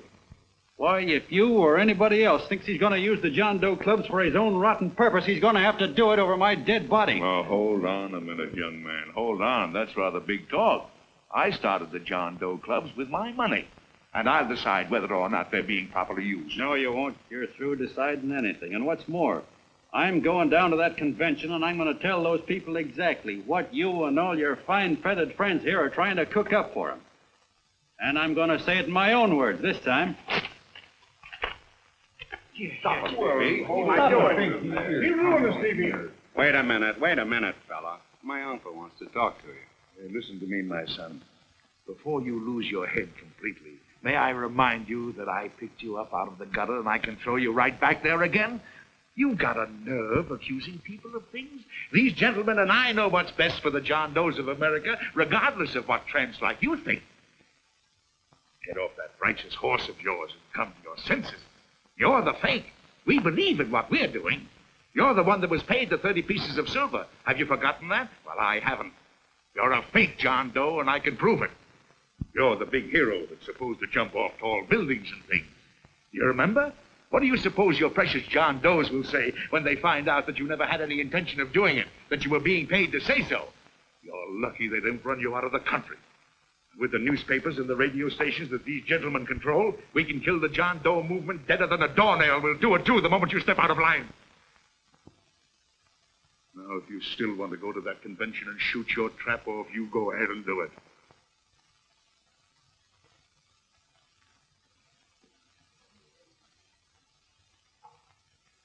You mean to tell me you'd try to kill the John Doe movement if you can't use it to get what you want? You bet your bottom dollar we would.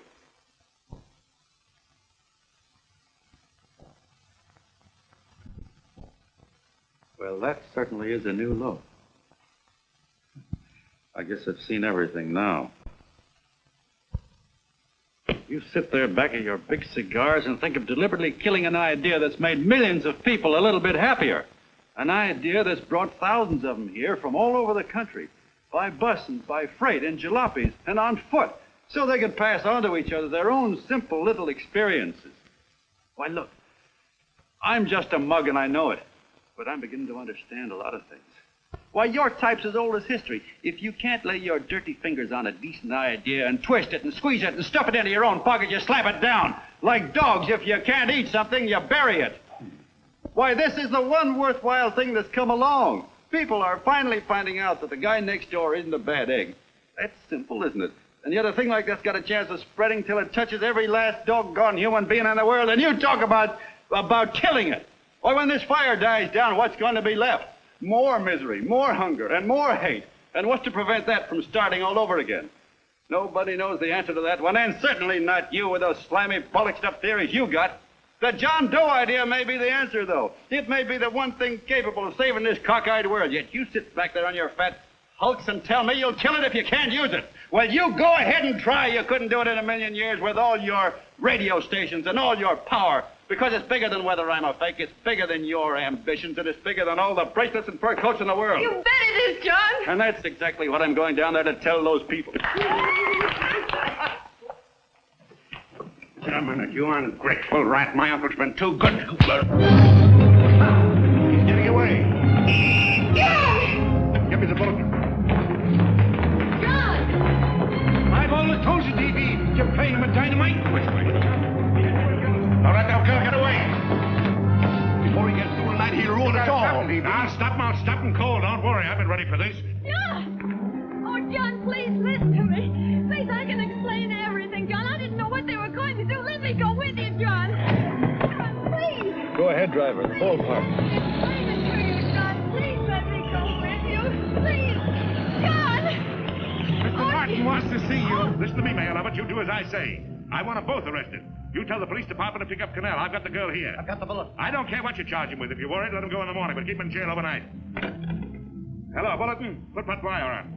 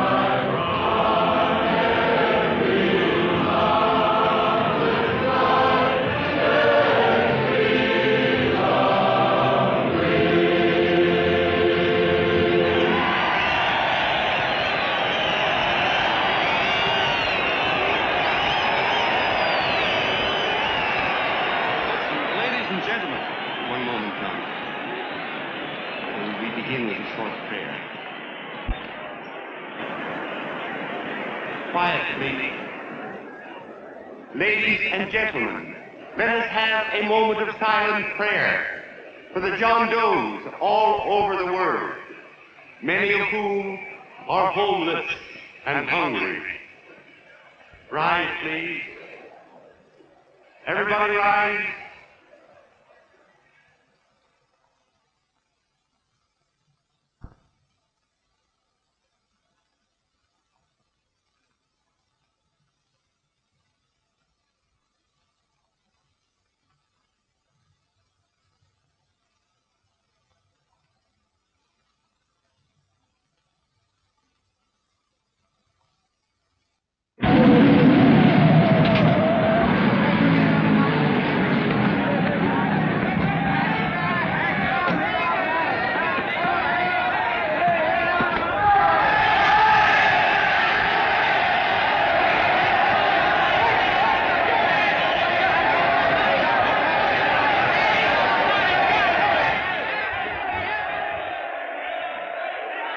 Newsboys.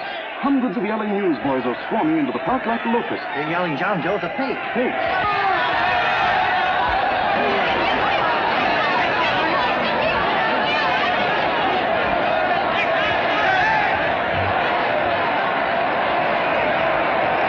Federal investigation urged by Chamber of Commerce. How could he be a fake? It must be some kind of a gag. A what? A gag. A gag.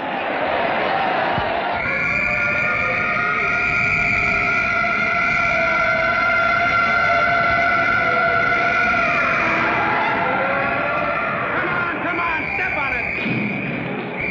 Step on it, step on it! You all know your places now, so let's get going. Wait for the station. Hey, miss, will you autograph my balloon? Sure.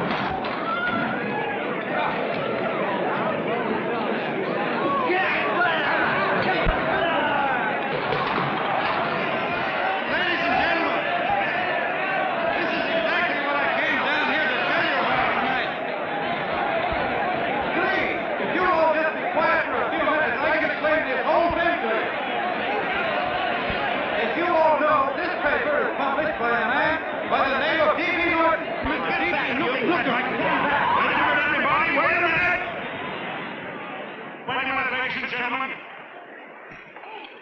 my name is D.B. Norton. You all know me. I accuse this man of being a faker.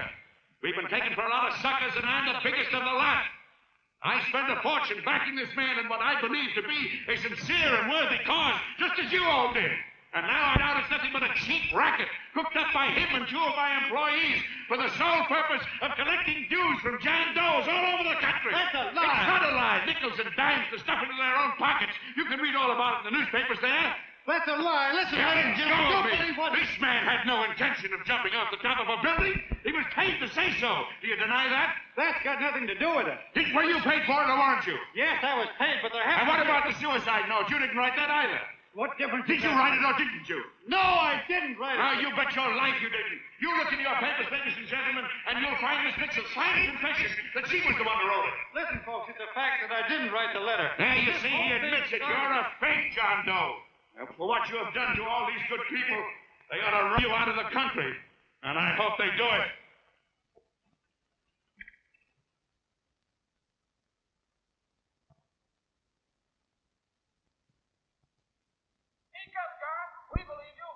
Please, listen, folks. Now that he's through shooting over his face, I've got a couple of things to tell you about... Come on, directly get in here and riot. Break this crowd up. Come on. I'm sorry, folks, but we can't hear him anymore. Something's gone wrong with the loudspeakers. Those are fake! Boo! They can't hear me. This thing's not working. Ladies and gentlemen.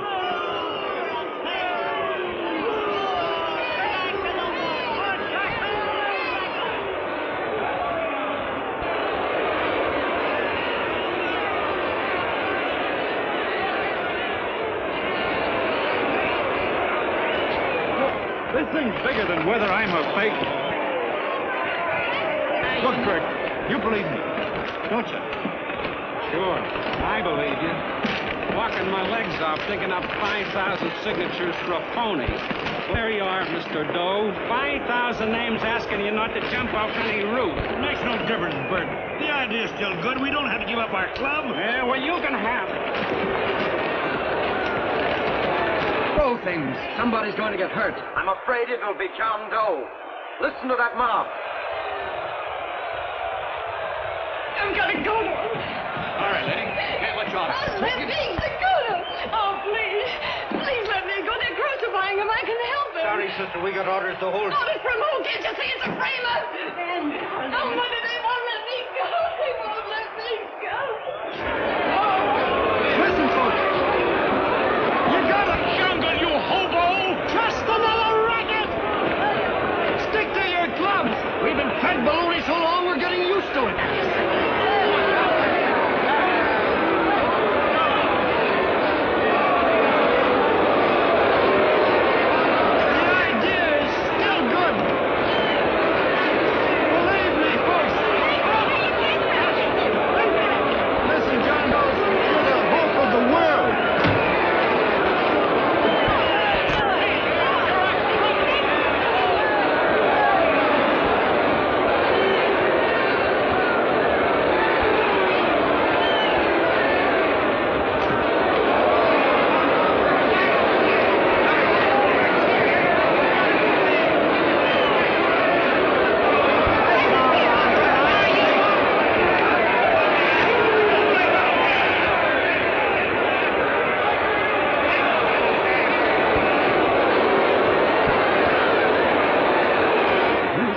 To get him out of the park.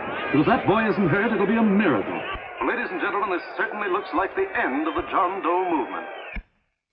Well, boys, you can chalk up another one to the Pontius Pilates.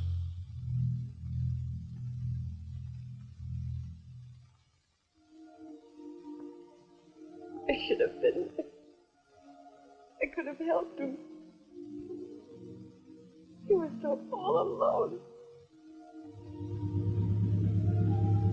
A lot of us are going to be mighty ashamed of ourselves after tonight. Certainly didn't give that man much of a chance.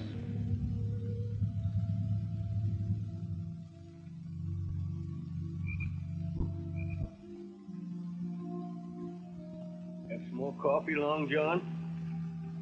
No thanks, Colonel.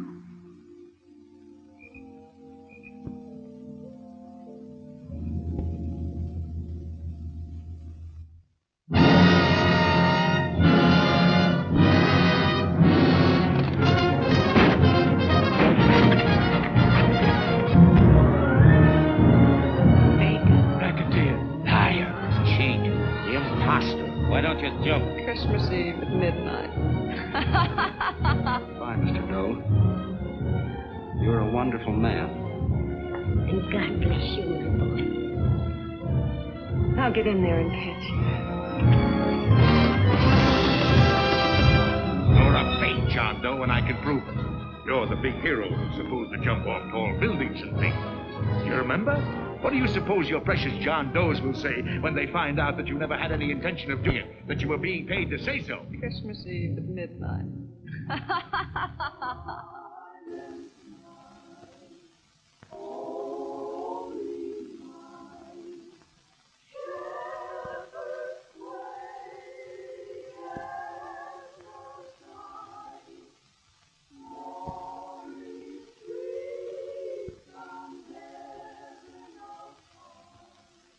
Merry Christmas.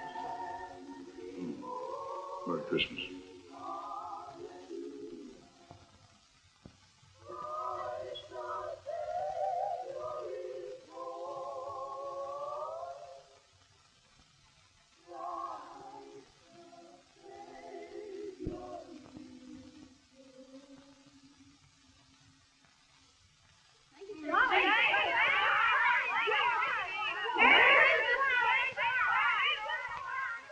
Who? John Doe. Is that screwball still around? Dame's been calling all day. Sure, I know. Yeah, at midnight, huh? Okay, lady. We'll have the place surrounded with nets. They're laughing at me.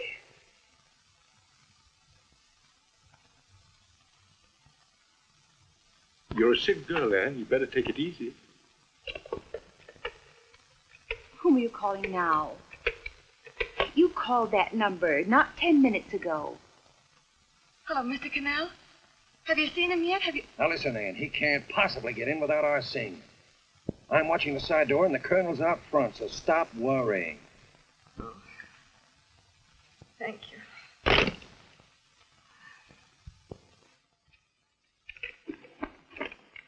What, Ann? Anne, don't be foolish.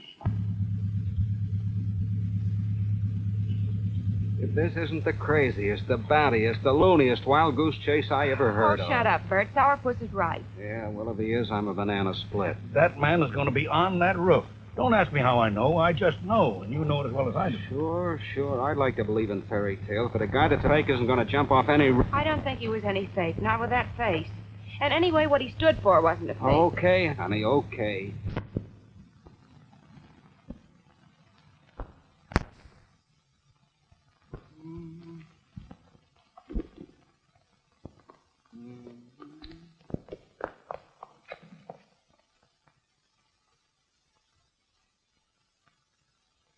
Elevators ain't running. We shouldn't get out of business. Has he been here? No. Have you seen him? I ain't seen him for a week. Where's Cannell? He's watching the other door. Oh, gee, you're swell.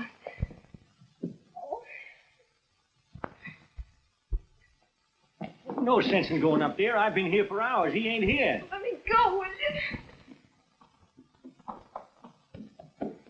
you? Now that's crazy. It's 14 floors.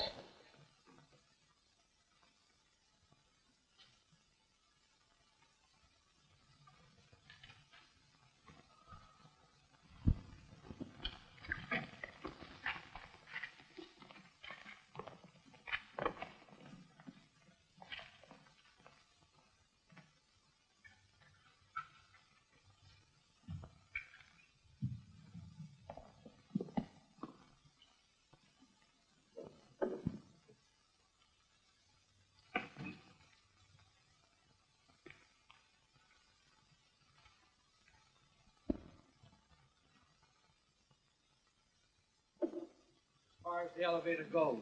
We gotta walk up to the tower.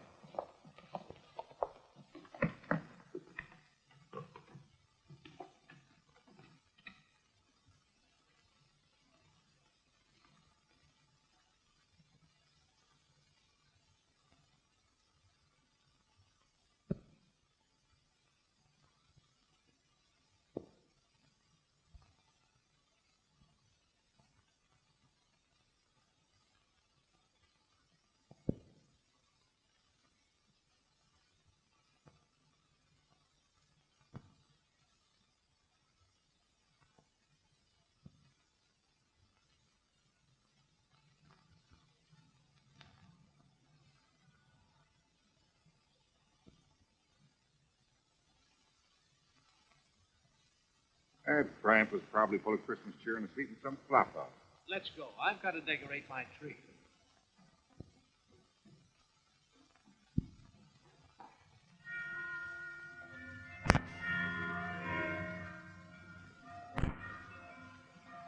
Well, I give up. I don't know what gave us the idea that we need to attempt anything like this. I guess you're right. I'm afraid the joke's on us. Let's go. I hope nobody finds out we've been here.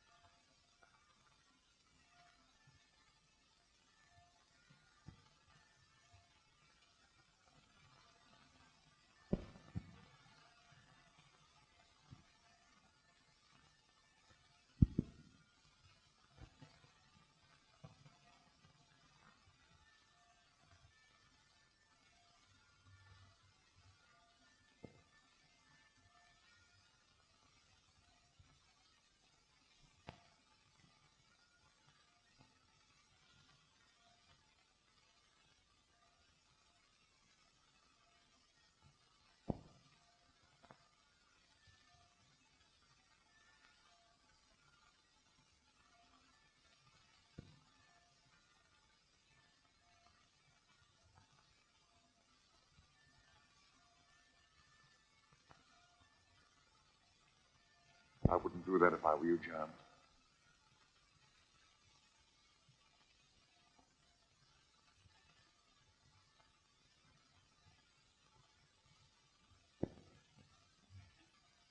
It'll do you no good. The mayor has policemen downstairs with instructions to remove all marks of identification you may have on your person. You'll be buried in Potter's Field and you will have accomplished nothing.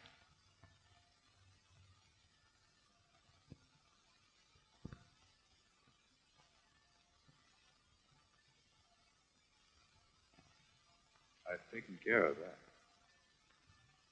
I've already mailed a copy of this letter to Mr. Cannell. John, why don't you forget this foolishness? Stop right where you are, Mr. Norton, if you don't want to go overboard with me.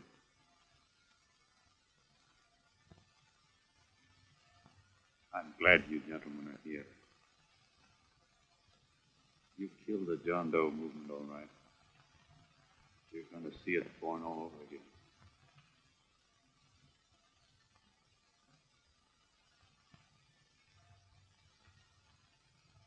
Now, take a good look, Mr. Norton. John! John! Oh, John, no, I won't let you. I love you, darling. Oh, please. Please don't give up. We'll start all over again. Just you and I. It isn't too late. The John Doe movement isn't dead yet. You see, John, it isn't dead or they wouldn't be here. It's alive in them. They kept it alive by being afraid. That's why they came up here. Oh, darling, you're as good have been killed. It was dishonest. Oh, we can start clean now. Just you and I. It'll grow, John, and it'll grow big because it'll be honest this time. Oh, John, if it's worth dying for, it's worth living for. Oh, please, John. Oh, oh, please, please, God, help me. John, look at me. You want to be honest, don't you? Well, you don't have to die to keep the John Doe idea alive. Someone already died for that one. The first John Doe. And he's kept that idea alive for nearly 2,000 years. It was he who kept it alive in them. And he'll go on keeping it alive forever and always. For every John Doe movement these men kill, a new one will be born. That's why those bells are ringing, John. They're calling to us. Not to give up, but to keep on fighting, to keep on pitching. Oh, don't you see, darling? This is no time to give up. You and I, John, we... Oh, no. No, John. If you die, I want to die, too. Oh, I love you. Oh, John.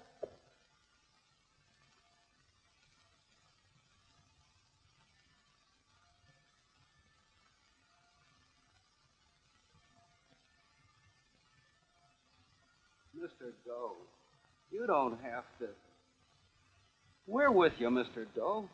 We just lost our heads and acted like a mob. What Bert's trying to say is that we need you, Mr. Doe.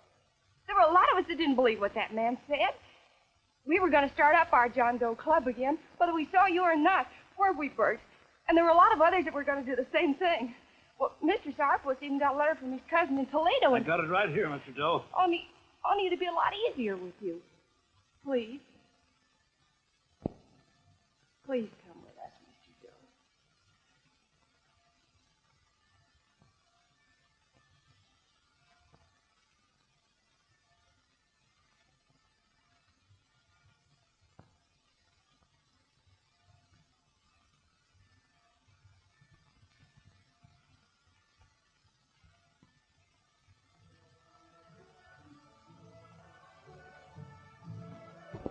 Long John. Mr. Doe. Here, we'll help you with her. She'll be all right. Mr. Doe, take her right down to the car. Right up. We got a car right down. They are, Norton, the people. Try and lick that.